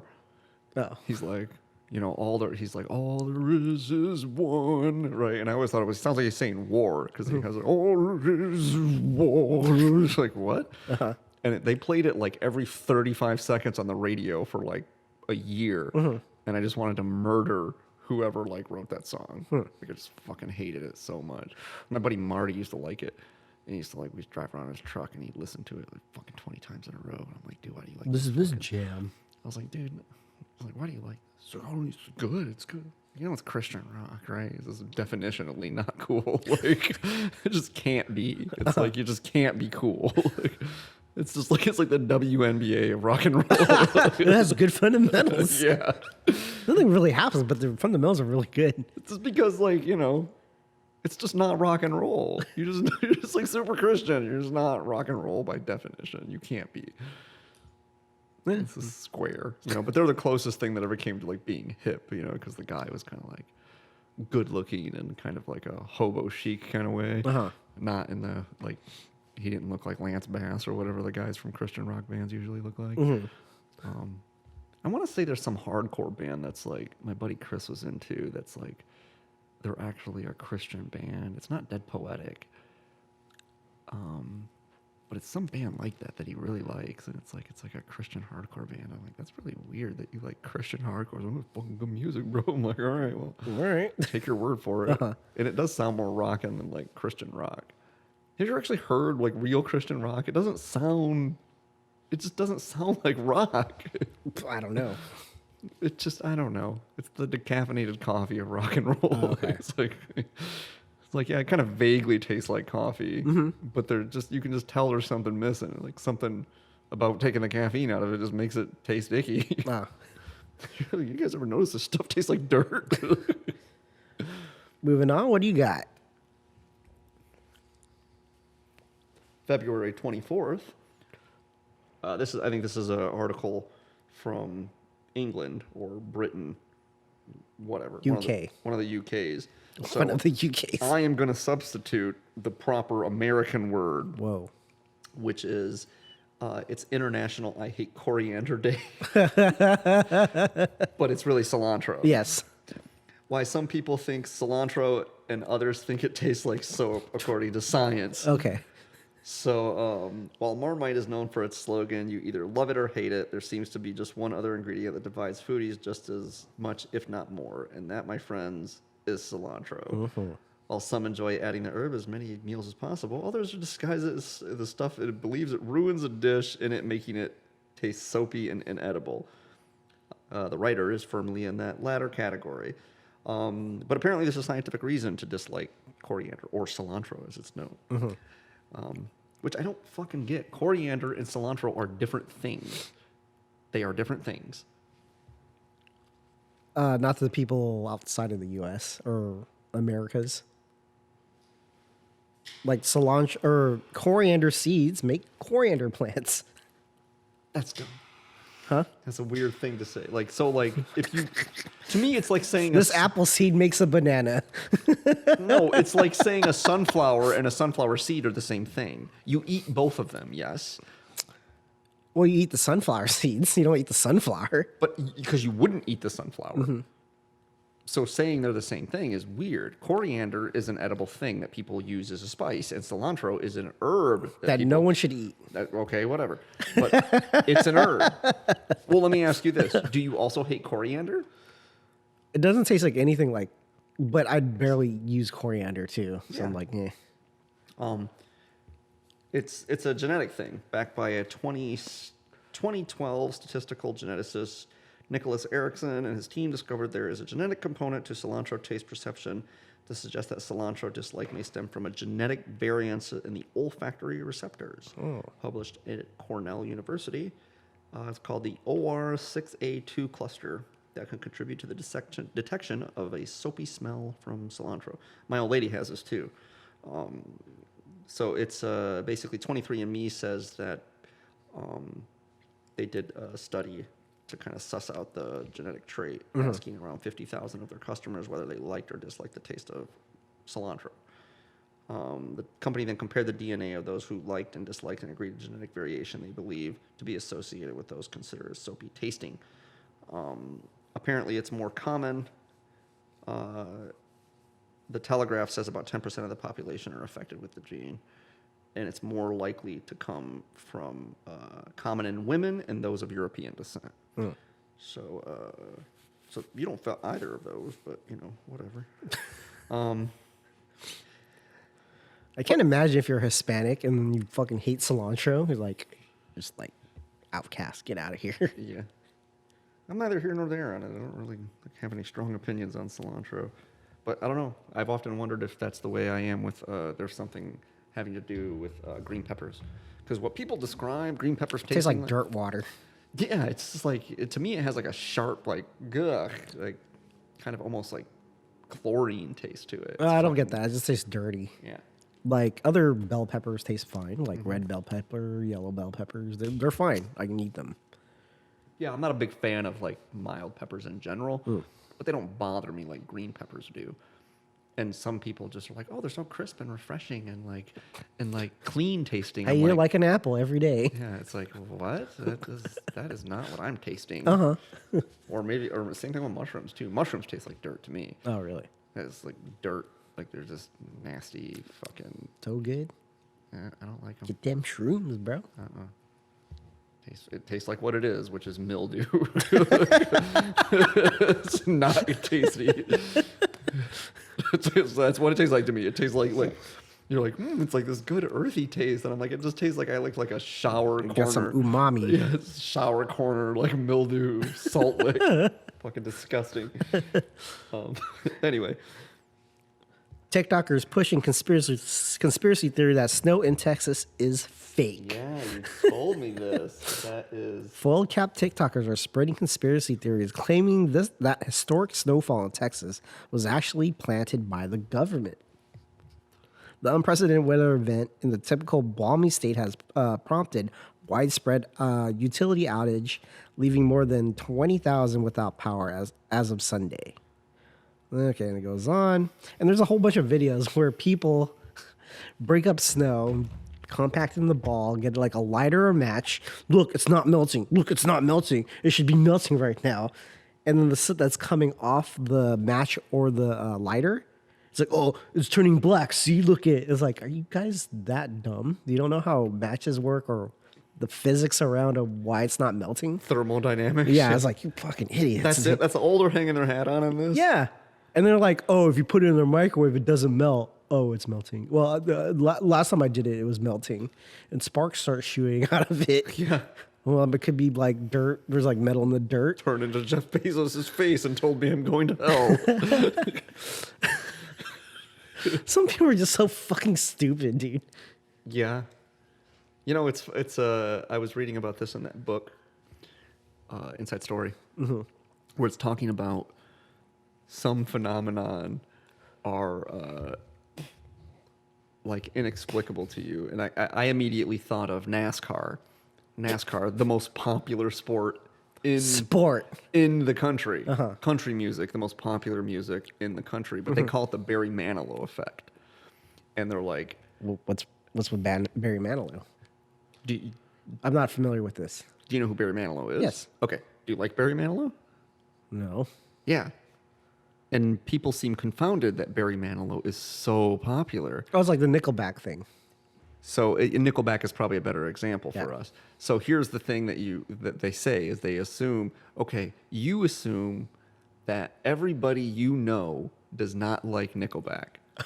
But also assume that everybody you don't know does like Nickelback. Yeah. It's kind of true, right? Yeah, and so it's kind of like that way with like, you know, I had this axiom about people that go around talking about, quote, stupid people, and especially people that have like T-shirts, bumper stickers, patches. I was stupid. Anything that says something about, quote, stupid people, you are the person to which that is referring. Yeah. You are said stupid person. But so you just have some people that's like, here's the thing about fucking people is they're so stupid, like, right? And generally speaking, I'm like, man, people aren't that fucking stupid. Like, people are more or less like fairly bright, like not, at least not stupid. But then again, maybe that's just the people I know because I fucking hear shit like this and I'm like, okay, maybe those other people have some fucking credence to what it is Yeah, a lot they're of saying. army moms complaining about the snow in Texas. Yeah. Nothing better to do. It's like when... It's one of those things where like they probably never seen snow and they're kind of like, what is this stuff? This can't be real. Well, it was like you remember my response to like we were at the pool hall and it was right after coronavirus hit and the pool hall hadn't been closed down yet. And such was like I made some quip about Corona beer and they were like, yeah, try telling that to Julie over there. She thinks that Corona beer causes coronavirus. And I was just like, no, she doesn't. And they were like, yes, she does. And I was just like, no one thinks that. And they were like, I promise you she does. And I was like, I could not believe. Yeah. I just did not have it in me to believe that anyone thought that. The sales of Corona beer went down by like 50% when the lockdown happened. I was like, what? Why? They basically give that shit away for free already anyway. I mean, it's like I like Corona okay as far as beer goes. And like, I used to drink it pretty much exclusively when I lived with my uncle because he just liked it. He liked Corona. I was like, all right, whatever, just drink that. I guess I don't have to think. I'm not trying to Get some Ronas. Yeah, just Mexican Gatorade, and so, like, it's fine. Like, it's certainly better than like all the other shitty cheap beer that's in that same category, right? Like Sure. Bud Light and fucking, Pabst and Natty and fucking Rolling Rock and like all those like cheap shitty beers. Like Corona, I think, is the best of the lot. Like it tastes like beer at least. But yeah, it's like so like it's pretty fucking cheap, man. Like it's like you can't make it any cheaper. Like You're basically paying for the bottles. you're basically just paying for the bottle. Like the beer in it is free. Like there's a reason you don't get it. Like you hardly ever go anywhere that has like Corona on tap because like it's just like the beer is free. Like we just don't we can't make it any cheaper than it already is. You basically just have to charge you for washing the glass and carrying it out to you, and that's like the whole cost of the situation. But anyway, Yeah, it's just a little bit of thinking with like the whole like, oh, it's not melting. I wonder why. It's because it's fake. That's why. well, that's the sad state of affairs is that like I get it to some degree because it's like, okay, skepticism is a good thing. Sure. And that might seem like a pedantic, like skepticism is often, in the eyes of people that I speak to, a pedantic distinction. They will say stuff like, well, you don't believe in X, or you don't think that X is Y. It's like, well, I never said that I thought that it wasn't that, right? It's like the difference between, do you like this cigar? And I say, no, I don't like this cigar. Do you like Jim? No, I don't like Jim. Well, what's wrong with him? Well, I never said I disliked that thing. I said I don't like it. There's a difference between not liking something and disliking something or someone, right? And it's the same for skepticism. If I say I'm not convinced by X, that does not mean that I am convinced to the contrary of X. It just means that I'm skeptical of your claim. I'm not certain the preponderance of evidence is true. Like this is the way that I feel like, and I'm not vocal about this opinion because I feel like this confusion will get me branded as like a crazy person, which is I'm not convinced that we have a vaccine that works for coronavirus. I am not convinced of that. I'm not saying that it doesn't work. I'm just saying I'm not convinced that it works. And I'm already hearing a bunch of stuff about like, oh, it's mutated. And there's like all these new strains. It's like, yeah, that kind of sounds like you're just kind of coming up for an excuse for why said vaccine won't work when people get coronavirus that have been vaccinated. That's what that sounds like to me. And so I am skeptical that the vaccine works or works in the way they say it works or has been developed with the same rigor that they claim that it's been developed with. Because up to this juncture, most everything surrounding COVID has not really been as diligent and thoughtful as what we have been presented. And so that's skepticism. But I would never go so far as to be like, it's a fucking hoax. Like I always assume when people say, like, people think coronavirus is a hoax. I assume that's what they mean, that there are people like me that are like, skeptical of certain aspects of it. Is it as bad as they say? Are as many people dying? Are all of the people that die under the umbrella of coronavirus people that died from coronavirus, right? I assume that's what they mean. And then every now and again, like someone's like, no, like this guy like literally thinks that it's just made up, doesn't exist. Like it's a hoax. You guys are in the same camp. And we're in the same camp in some people's eyes. Yeah, Press Pass doesn't believe in it. Yeah. You just said it right now, you guys. That's going to be the title of this episode, isn't it? What? It's going to be like Press Pass doesn't believe in coronavirus. No, that would get flagged on YouTube, so I can't do that. That's a good point. But yeah, like I gotta play by the rules. When people say like, oh, some people think coronavirus is a hoax, and I'm like, but they don't really. And then they're like, no, look at this guy. Like he's like, it's a fucking just not even a real thing. Not even a real thing. The government made it up. And you're like, oh, okay, well. Damn. Shows what I fucking know. Like, it'd be like one of those things, like if somebody told you that Russian women have 2 vaginas. Whoa, you'd be like, no, they don't. And you'd be like, no, they do though. Like, here's this Russian bitch. She's got 2 vaginas. You'd be like, whoa, okay, what do I know? Well, that's one. That's N of 1. Yeah. It's like just craziness. I don't know. Anyway. Moving on. Tennessee man leaves $5 million to dog in his will. Nice. Quote, she's a good girl. Like when you give it to the dog, it's like who takes care of that estate is like. What do you do? What does the dog do with it? I know. Oh, we're gonna get there. Okay. So I want it in the mansion, a golden mansion. Being man's best friend has paid off for this dog. When Tennessee businessman Bill Doris died late last year, the 84-year-old left $5 million to his 8-year-old border collie, Lulu. Doris's friend, Martha Burton, has already been watching Lulu for him for several years by the time he passed away, according to the report. Doris frequently traveled and wanted someone to care for her while he was away. I don't really know what to think about it, to tell you the truth, Burton told WTVF. He's just a really loved dog. Lulu, a, quote, good girl, Burton told the TV station. The will specifies that the $5 million is to be placed in a trust to provide for Lulu's care, and that dog should remain with Burton, according to the report.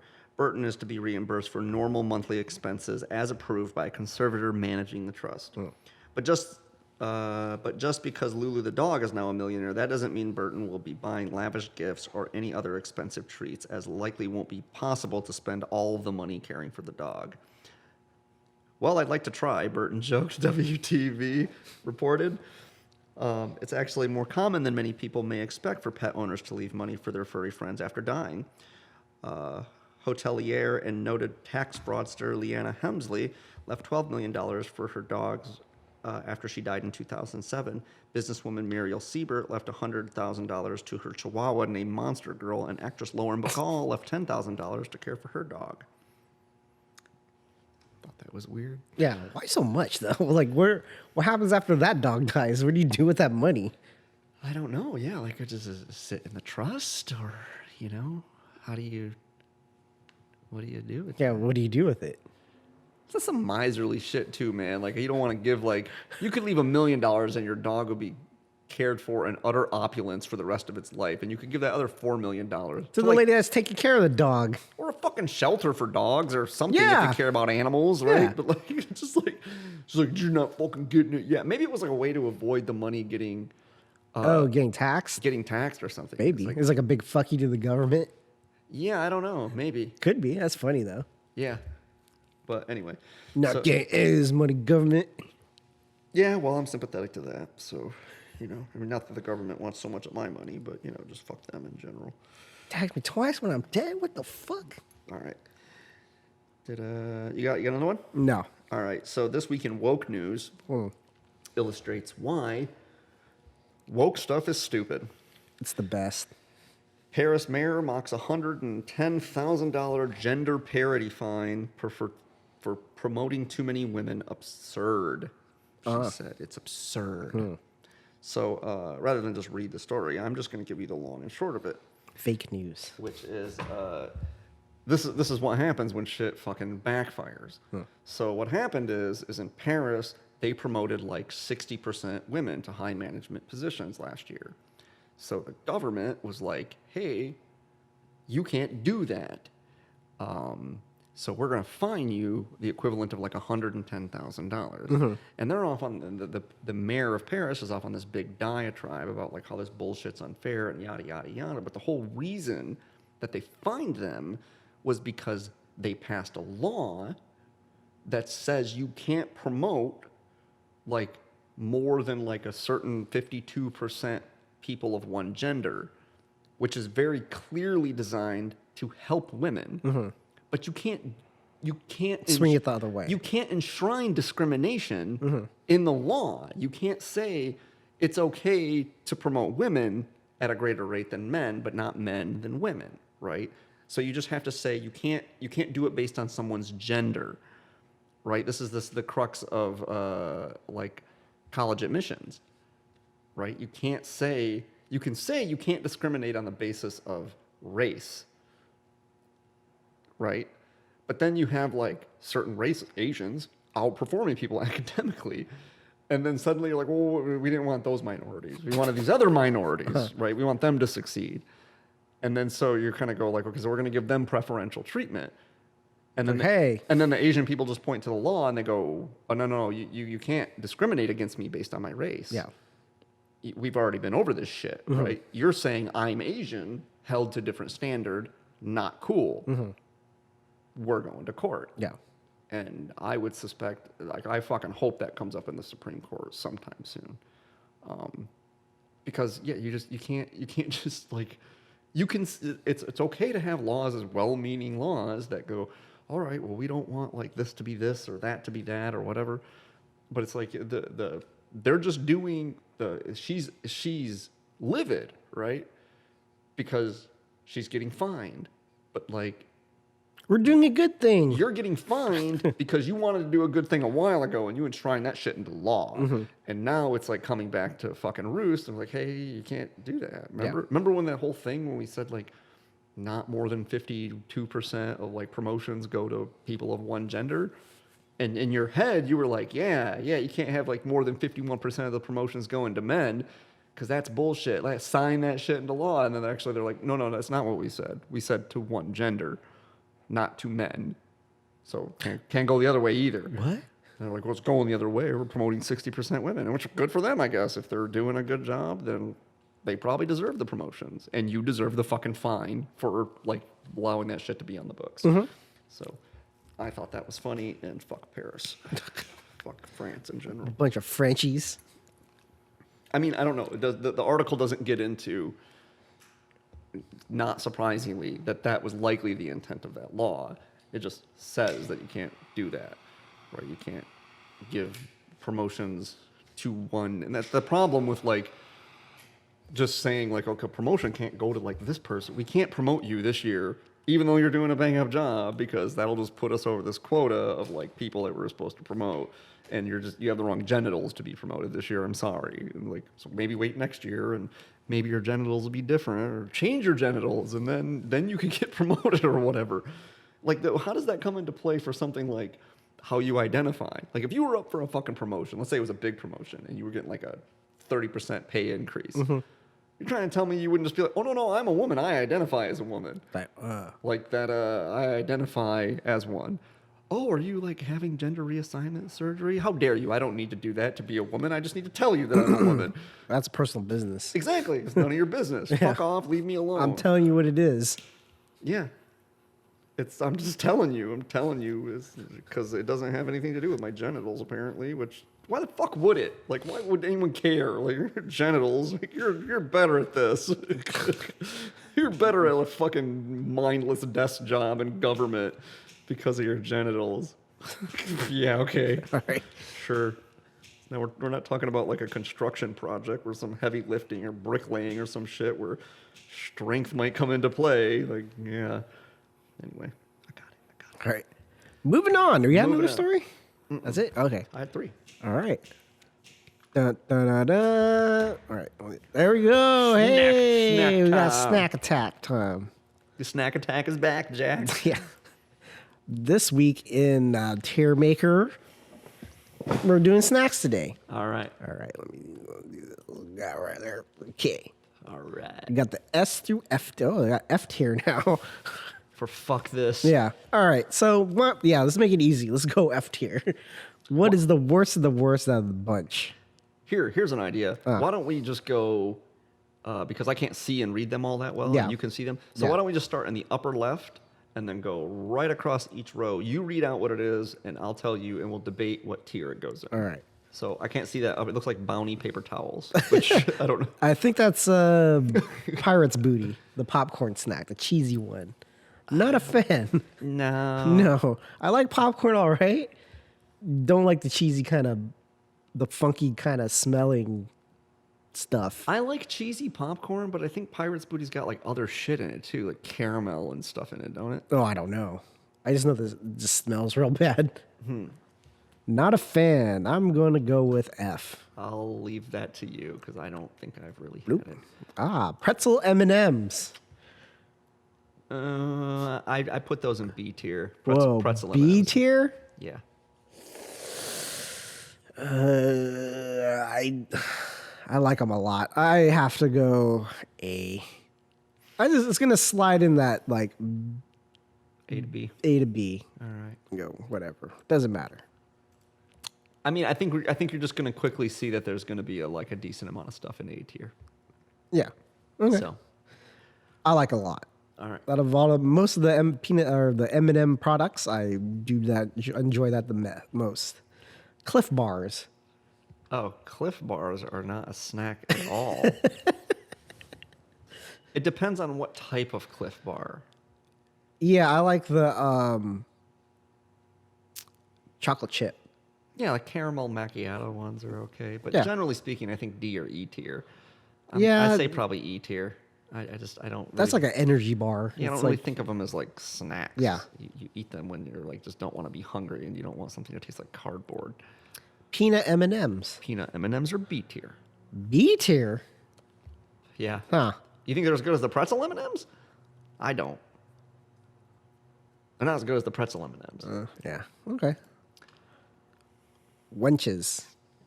Fruit snacks. Welch's? Welch's, sorry. Fruit snacks. That is good. As a kid, I really enjoyed them, but there's some better stuff out there. Like it was like a top tier when I was younger, but it like goes down now. Yeah, I think probably B or C tier. I think probably. I mean C tier in general, just because like fruit snacks are not very like. I do enjoy like the texture of it because it has like the little grains of like seeds and stuff like that. But they're not very snackable. You know what I mean? Like they don't really like. They're not like. Really? Like you just eat like a few of them, like in a little pouch or whatever. They don't come in giant bags. Where No, you, they like, don't. snack on them like that. I mean, maybe they do, but Yeah. but they're not like a snackable thing. Like they're more like something you would eat in a movie theater if you had other snacks. Mm-hmm.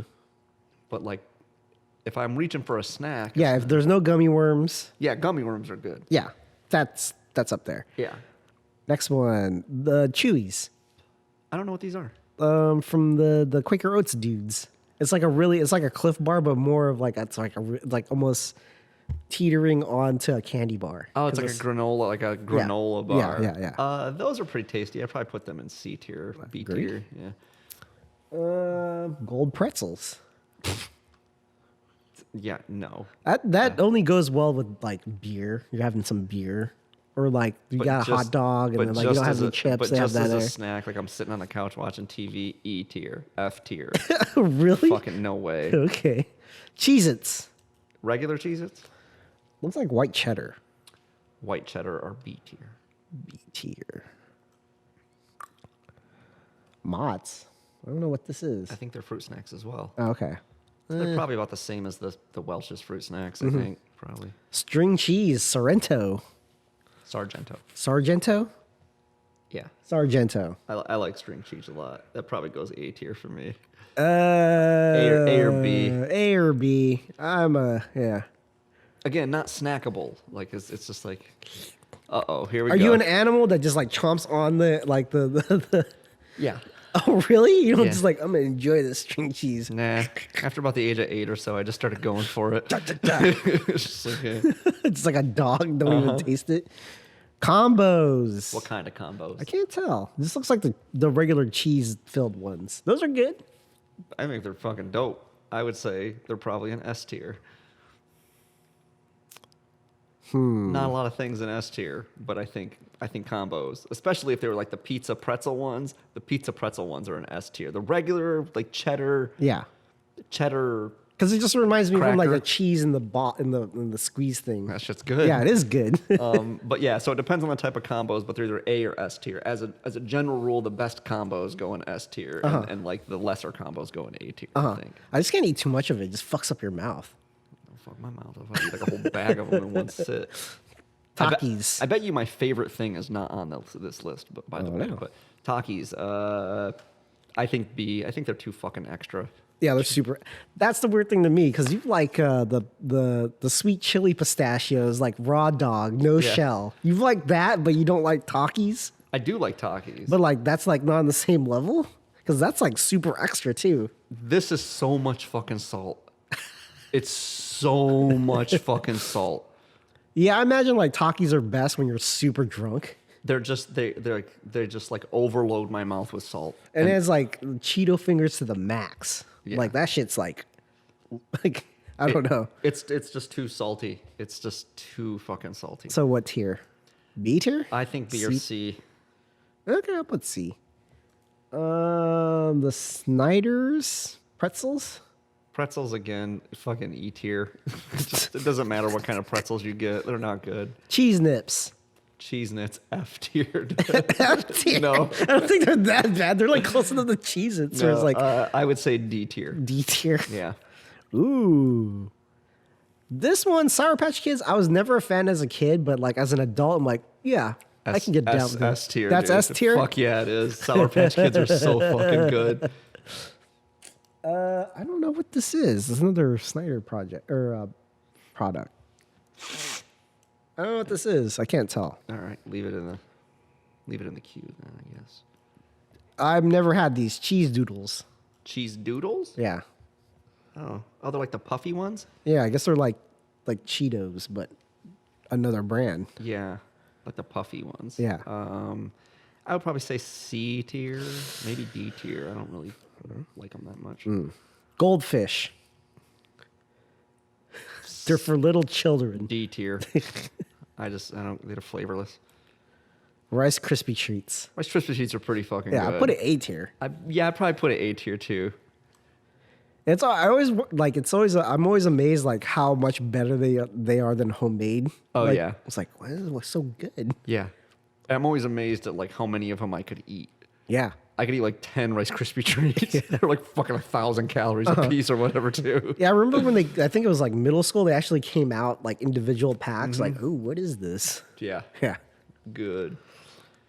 Boom Chicka Pop. Another popcorn goodness. I don't think I've ever had that. And then we'll put in Pirate's Booty. All right. Ritz. Just reg ass Ritz? Yeah. Nothing on it. Just crackers. I like Ritz a lot. Okay. I think they're more snackable than Cheez-Its because they're not as like intense. Like the butteriness is like super good to me. I'd put them D or E tier. I don't What? fucking dig Okay, it. then that's where we have to like split off. I would put that B. But We can compromise on C. C. Fritos. Fritos are pretty good. I agree. Fritos go A tier. A tier. Lay's. Looks like Sour cream and onion. Yeah. Not a big fan of the sour cream and onion. I think C or even D tier. yeah, I'll put it there. Yeah. Another popcorn product. F. I just don't like popcorn. Cheez-Its. Cheez-Its are S tier. The cheddar. S tier. S tier. Fucking the best. Ruffles. Sour cream and cheddar. Yeah. Sour cream and cheddar A tier. Those are good. I don't know if I've had much of that. Oh yeah, they're good. They're fucking good. This veggie bullshit. What the fuck is this? Oh, those veggie straws? Yeah. Oh, F tier, F tier, F tier. They're fucking awful. Definitely F tier. Oh, they're so gross. Oh, fruit by the foot. That's S tier, baby. It's such garbage. I just like unroll it and just make a fat wad of it and just put it in my See, for me, it's like high B tier. Oh, really? Yeah. Oh, I have such fond memories of that stuff. Yeah, I have fond memories of it, but it's like just like whip it out like and you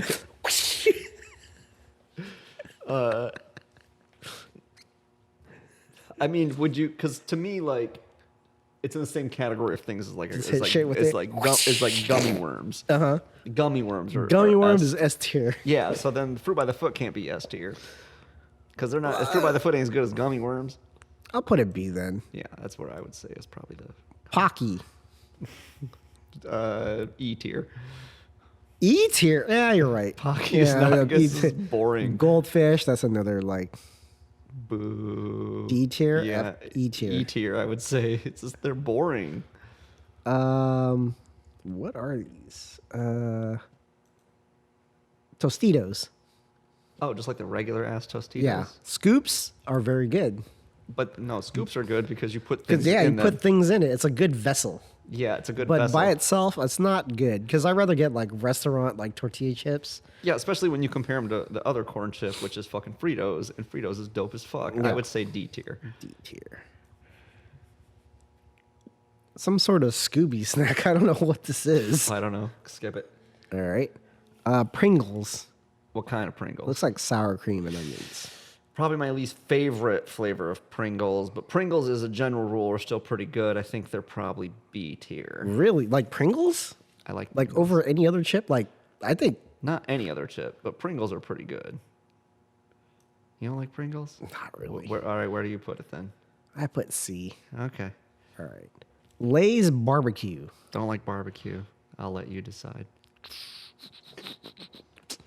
In the grand scheme of chips, it's probably C. Okay.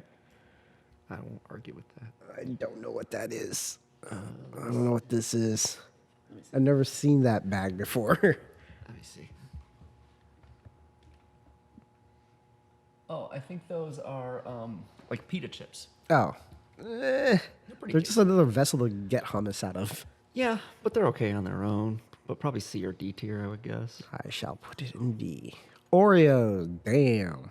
I'm an A tier guy. Yeah, I'm thinking A tier. It's borderline S tier. Oreos are fucking good. Oreos are one of those very few things that it's like if you get generic Oreos, you're like, oh, what are these generic Oreos? Hydrox? Yeah, they're It's not. like Hydrox. Yeah. Ew, what are you, poor? Generic. Like fucking, they're just Oreos. Just You got have to that- be like super poor not to be able to afford Oreos, dude. It's like, what the fuck? Hydrox? Yeah, splurge the 40 cents and get the actual name brand. Doritos, Cool Ranch. I think most Doritos belong in E. They're probably in B tier. I think the Cool Ranch are in B and the nacho cheese are in C. All right. Another pretzel products. All pretzels are the fucking same, dude. Yeah. Okay. E tier. But like, I don't see my favorite. Yeah, like if I want pretzels, I'll go to like Auntie Anne's or Wetzel Pretzel. Uh-huh. Or I'll go there. Wetzel's pretzels, fucking dope. Flaming Hot Cheetos. A tier. Yeah. Flaming Hot Cheetos are good. I ate so much playing D&D one time. I just pooped that red. I was like, oh no, I ate too much. Yeah. They're good. They're really good. Chips Ahoy. Ooh, Chips Ahoy are pretty good. I probably B tier. I agree. What can of Pringles is this? That's a reg ass can of Pringles. Wow. See, you're not a fan. Yeah. But like, I would compromise. There's certainly regular Pringles are better than sour cream and onion, no? Sure. So I would probably say they're A tier, but we can compromise and put them in B tier because you agree that they're better than the sour cream and onion. Funyuns. Oh, you don't like onion? Do you like Funyuns? I like Funyuns, all right. Oh, okay. Because they don't really taste like onions. I mean, Yeah. they taste like onion powder. I like onion powder. Yeah, fine. yeah, yeah. But your breath is stanking for days, though, dude. I don't like them as much as I used to. Yeah, as a kid, I was like smashing that like left or right, and then after I was like, eh. I would probably say they still sit in B tier pretty comfortably, though. Plain M&Ms. Plain M&Ms is pretty good, but nothing fancy. They're not as good as the pretzel M&Ms, obviously, and they're not as good as the peanut M&Ms. So they got to go in C tier. Yep, I agree. What the fuck is this? I've never seen this one either. Sunflower seeds. No. What? Apple slices? What the fuck are these? What? Something healthy? Actually, you know what? I actually wouldn't put that in the lowest tier. I think just regular ass apple slices are probably just like C tier. Sure. Yeah. Like a Nature snack. Yeah, I mean apples are good. Yeah. I like apples a lot. I don't know. I Baby Bell, it ranks very high for me. I love Baby Bell cheese. The regular Baby Bell. Yeah. People like the Gouda one. I never had that They're one. okay, but for me, it's probably B tier. All right. I like cheese. I don't know if you're noticing a trend here. Nature's Valley. I love that one. What kind? If it's like the honey nut one, I love that one. For me, that's like B tier. Yeah, I probably would have said C or D, so I think probably C is appropriate. All right. Lay's Classic. Lay's? That is S tier for me. Is S tier? Yeah, it's like the grease, like your hands are all greasy. You like wipe it on the napkin, like, yeah, super salty. I would have said probably like high B, low A. Wow. I'll put A. Well, I'll compromise. The Chips Ahoy or the what is this? Oh, Chex Mix. Oh, see, I didn't think Chex Mix was on here. For me, Chex Mix, like especially the bold and spicy Chex Mix, is fucking S tier. Like I love Chex Mix. Huh. Chex Mix, and I know it's not on here, but Gardettos. Oh yeah. Gardettos is like fucking hard S tier, dude. The fucking rye chips. Yeah. It's so good. Just give me the rye chips, baby. Yeah, The because- worst one is the little breadstick one. That's most of them, though. There's pretzels. See, because pretzels work in a mix like that. Yeah. Pretzels work great in a mix. But, No, but it's like the bread. You have the rye chips, the breadstick, and then the breadstick with sesame seeds. no with like the onion powder. Gardettos are maybe they don't have the breadsticks with sesame seeds anymore. There's little breadsticks, and then there's pretzels and rye chips, and I think that's it. Oh, okay. But yeah, they don't have Gardettos on there. But just like the bold and spicy Chex Mix is absolutely S tier, but I would concede A tier for just regular Chex Mix. Regular Chex Mix is pretty good too. Because bold and spicy Chex Mix tastes a lot like Gardettos. It's got that same like garlicky, like Worcestershire sauce flavor to it. It's like really good. All right. Goldfish, F tier. Or what do you put on the last one? E tier. Yeah. And then the rest we don't know. These mystery Scooby snack things I've never heard of. They just look like dog food. Yeah. I'm kind of bummed that Gardettos isn't on the list. Gardettos is very good. Gummy worms would be S tier. Yeah, what the fuck, man? Gummy worms would be S tier for me. Ooh, twin snakes. You ever had those by Haribo? Oh, so good. Haribo stuff is just always good. Yeah. Oh, you know what? That's like top tier. They have Black Forest on the bottom. Not the bottom, but it'd be like A tier. Yeah. And then Haribo is number 1. Yeah. Yeah. Because they're just like the king of fucking gummy candies. Yeah. Like even gummy colas are fucking delicious. It's sort of like Kinder. Kinder is that way too. Kinder, Oh, for the chocolate? Kinder chocolate is good. Oh, is it? It's like it's good across the board. Milka is the same way. Milka is very good. Chocolate. But yeah, some of my favorites, like no salt and vinegar chips on there. Salt and vinegar chips. Yeah, you're right. See, because you say, well, you're like Lay's classic go S tier, and I'm like, no, because the salt and vinegar fucking Ruffles or what any crinkle cut salt and vinegar chip. Oh, I actually haven't ever had that. Oh, like they make the ones that like the ones that they make the ones that are like black pepper, and it's like Kettle. It's like Kettle brand. Yeah. It comes in a blue bag, and it's just crinkle cut salt and vinegar chips.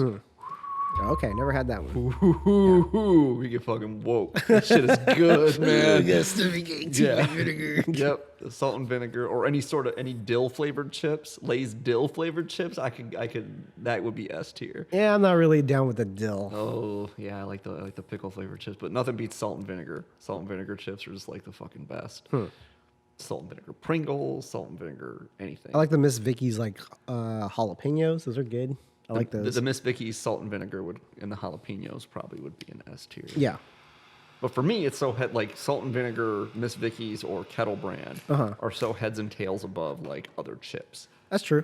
Yeah. There's so much They better. got like the crunch right, like the proportion of the chip is always good. Yep. And it's like a crunch right up until it like turns to pulp, and then it's like grease in your mouth. Yeah. It's like, oh, it's Yeah. so fucking good. Yeah. But yeah, I'm disappointed. You know what else that I recently discovered that would probably go at the very least an A tier, but maybe an S tier is the fucking sweet tart ropes. Have you ever had those? That one and Nerd Ropes. Nerd ropes are really good Yeah. too, but like those sweet tart ropes, it's like, so what they seem to have done is they seem to have taken some sort of like vaguely licorice-like thing and hollowed it out and put like ground up liquefied fucking sweet tart in the middle. And it's like, it's chewy and it's tart and it's sweet and it's licoricey like all at the same time. And it's like nerds for me go S tier. A couple things are missing. Red Vines. Red missing Vines, there. yeah. That's one of those divides. Jolly Ranchers. Jolly Ranchers? Jolly Ranchers, man. Yeah, I didn't know for the longest time they made like candy bar size like Jolly Ranchers. I was like, what is this? And those were like all the jam in the Midwest. Yeah, I never knew That's that. what Jolly Ranchers were when I was a kid. Yeah. Because I always knew them as the small guys. Yeah. But I never knew they were candy bar size. Yeah, they're individually wrapped, and then you get the ones that come like that are square. Like the rectangle ones are the ones you used to get like a trick or treating. Yeah. Those ones. And then like we always used to buy the like long thin. You would melt them down It's like a sharpen them into a fucking dagger. Like, It's like but yeah, the a watermelon. shank. ones, yeah. Yes, I was gonna say watermelon is S tier flavor Jolly Rancher. You know what's weird though is correct me if I'm wrong, but watermelon square Jolly Ranchers are green, aren't they? But when they're in the long ones, they're pink. Oh, it's neither pink because green is sour apple. Oh, maybe you're right. Yeah. Yeah. But yeah, But watermelon. Jolly Ranchers, chewy Jolly Ranchers are pretty good too. For me, also Haichu. Haichu's high up there. Haichu's fucking S tier for sure. Yep, S tier. Haichu is S tier. How about the lychee? little jellies. Those are pretty fucking good. There's like an A or an S. Yeah, I would. Yeah. Again, though, not very snackable. I kind of come back to that like ease of snackability. Like Yeah. unwrapped Starburst are A tier. I recently discovered That's just dangerous. they have sour ones. Oh, really? I recently discovered these. They have sour unwrapped Starburst, and they're super fucking good. Skittles, A tier. Oh, yeah. A tier. Butterfinger, I think A tier. Butterfingers are very good. Butterfingers don't get a lot of love, No. which is weird because it's a fucking great candy bar. Yeah. Heath bars Oh, or yeah. Scores. Score is S tier. Yeah, Score is fucking good. Yeah. Scores are probably better than Heath because they're not as sweet. They're like more like toffee richness. It's like an adult kind Yeah. of snack. Yeah. Like, I'm a Rolos guy. I like Rolos. Oh yeah, yeah. Yeah, Rolos is my jam. 'Cause, like, I'd probably caramel. not as high as Score, but like it's definitely 8. Because it doesn't have that crunch. Yeah. But yeah, it's got that caramel chocolate. Mm-hmm. Like, I don't remember last time I had a Rolo, but yeah, my mom bought me a Score bar back from. I didn't think you guys had them out here. Yeah. And she was like, "Hey, I brought you this. You like these, don't you?" I was like, "Score." Hell yeah. Yeah. I like that. Super good. But yeah, a lot of stuff missing from the list. There's like 5 different types of pretzels. Like the whole fucking E tier is just pretzels and goldfish. Yeah. That's all it is. Cliff bars. Yeah, if I want popcorn, I'll just get like, Secret Pop or Orville Orville Redenbacher. Yeah, there you go. Yeah. Rather get that. Why get some pre-made bullshit? I'm trying to think. There is a pre-made popcorn, made before it was made. A ready-made popcorn that comes in a bag, and it's like white cheddar or something, and it's pretty good. I can't remember what brand it is though. But yeah, I like popcorn all right. I like when they have like caramel popcorn or like the kettle corn that's already made. See, I like kettle corn, Yeah. but caramel corn goes a little too over the top. Cracker Jack, I don't mind once in a while. Cracker Jacks is missing off here. Yeah. Comes with a toy inside. I don't think it does anymore. That's like a sticker. It's like something stupid. Yeah. Yeah, when we were kids, I remember coming with cool stuff. I remember I got these little things and you put them on your shoelaces. Uh-huh. And they were like just little discs and they had little loops that go through your shoes. And like, I had a few of them and they were those kind of like, you guys don't have Book It out here, but it was like, you do it one way and it does something. So it was like this little dog or something. And like, so when you walked, he would go, yeah, he would go, nah, nah, nah. And I had a whole bunch of them and I put them on my shoes. I was like, that's a fucking cool Cracker Jack prize Yeah. for like a kid if you're like 8. Yeah. Like I was like, that's dope. Yeah. And like Kinder does that. It comes with toys and shit. And they're usually like fun little toys and stuff. You always see the Kinder eggs. I never got them. And my girlfriend loves them. Apparently it's like a European thing. Like all Europeans love Kinder. But yeah, Kinder bars are good. Like all their chocolate is good. Like Kinder and Milka. Like though I've eaten more of those in the last like few years since I've been with Diana than I had ever eaten collectively in my whole life up to that point. Oh. Like, milk chocolate products I'm not really hip to anymore. I just like dark chocolate. Yeah, she's the same way, but she likes Kinder. Oh, okay. And Milka is like weird. It's like so over the top that it's like, I don't know how to describe it. It's like, it doesn't taste like traditional milk chocolate. It's like more like velvety. And then they have like, bars. Oh, like a Godiva almost. Kind of, but yeah, almost. It's like really, it's just really fucking good chocolate. It probably has something to do with the kind of milk they use. I bet you they use Like a powder, like some sort of special powdered milk or something like that. I don't know what it is, but it's good. Milka is good, and it has like they have different flavors and shit. But Yeah, because there was I don't know if it's true anymore, but they stopped using powdered milk in the milk chocolate in the U.S. They kind of switched to something else. yeah, I don't know. Condensed milk. I have no idea. Yeah, this was a question I had from my old lady because I bought her some chocolate the other day. Lindt or Ghirardelli? Man, I'm from California, man. It's Ghirardelli, baby. Is it? Okay. Yeah. What does that have to do with anything? People in California like Ghirardelli a lot? It's based in California. Okay, I didn't know that. Ghirardelli Square. Oh, okay. News to me. Yeah, I don't know. It's like I was like, yeah, I got you the lint truffles, but you like that more than Ghirardelli? And she's like, probably a little bit. And I'm like, okay. Oh. I just know the brand name Ghirardelli. I'm like, I need some Ghirardelli. So. No, I like the. Oh, they do make the chili one I do like. That's lint. Yeah, I know. That's what I'm saying. I do like that. Yeah, they make the Yeah. orange and the sea salt, and I don't know what's up with that orange, man. you know, like the orange chocolate. It's all right, but it's like, why get that when you get the sea salt one or the hot chili The sea or salt. the chili? The sea salt one is good. Yeah, I got woke on that. I was like, ooh, it's so good. Yeah. Yeah, especially when it's like really like it's like 72% dark chocolate and sea salt. Yeah, my like faux candy bar, like kind bars, especially like dark chocolate, sea salt, almonds. Smash those. Kind bars? Yeah. Aren't those? I thought those were like Cliff bars. They're more, to me, they're more like a candy bar than like a granola bar thing. I'm trying to remember if I know I've had them. But yeah, to me, Cliff bars aren't snacks. Yeah, you take it on the trail with you. It's like it's like a meal supplement. Like I need some calories in me until I can get to proper food. Yeah, you can definitely see it as that. They're marketed as that. Yeah. Some guys like rock climbing.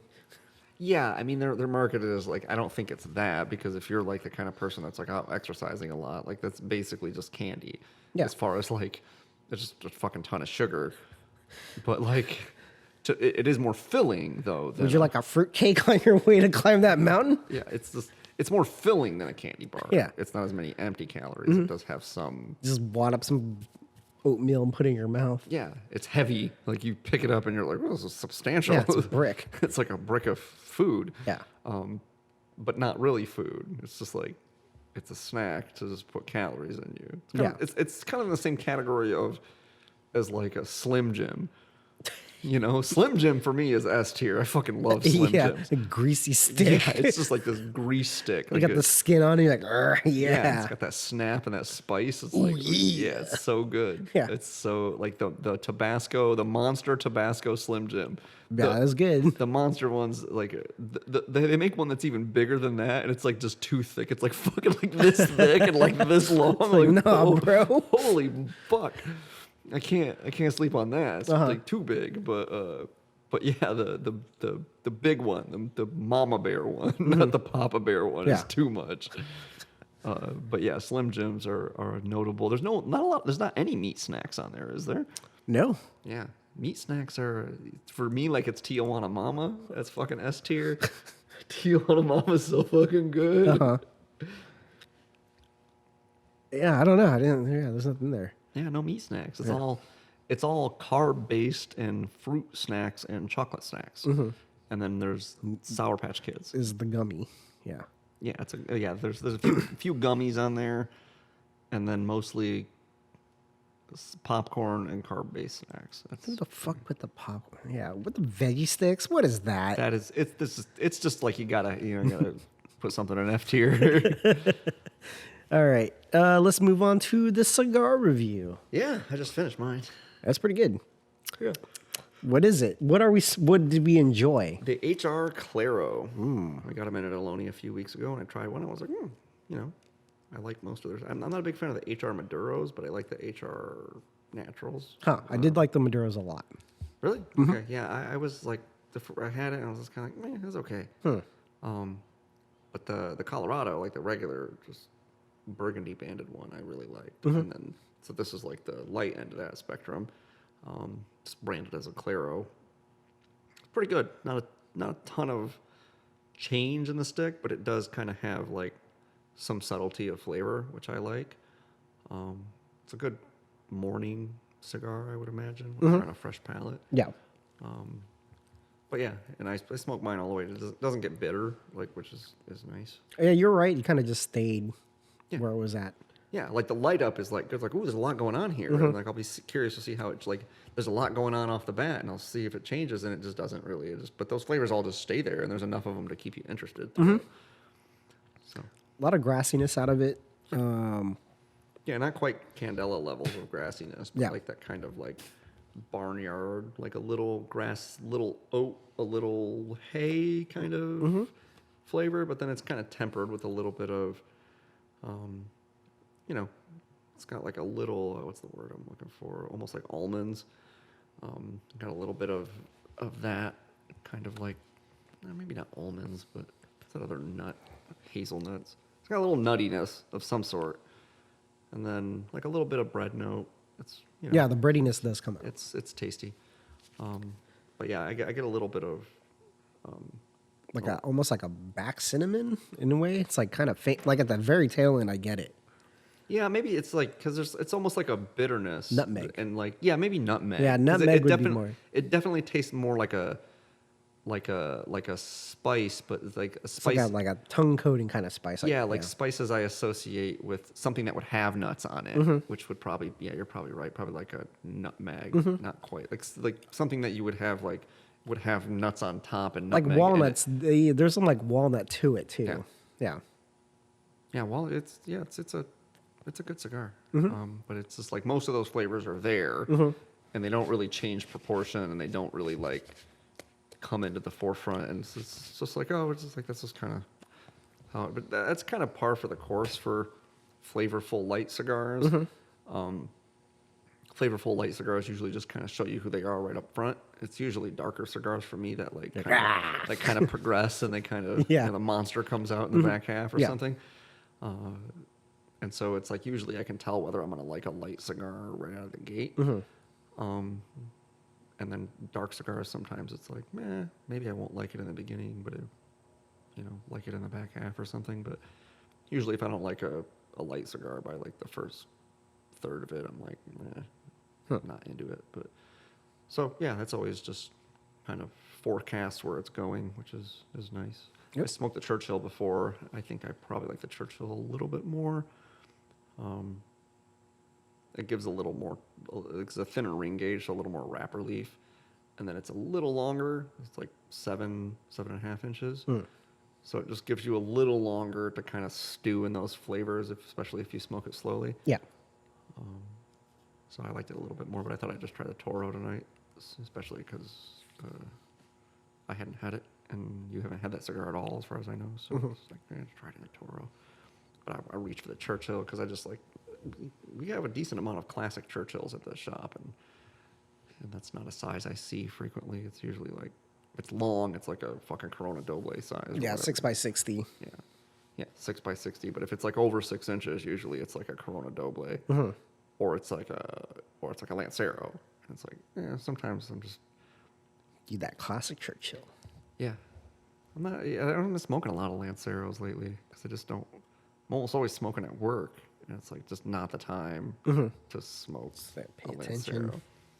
You just have to puff on it constantly at the right rate, Yeah. or it will go out. The connoisseur size. Yeah, just enjoying. What are you enjoying over there? What are you herfing on, friend? Well, I'm glad you asked. Glad you asked. This baby right here. Hey, look at this cigar. Tier list of favorite Italian hand gestures.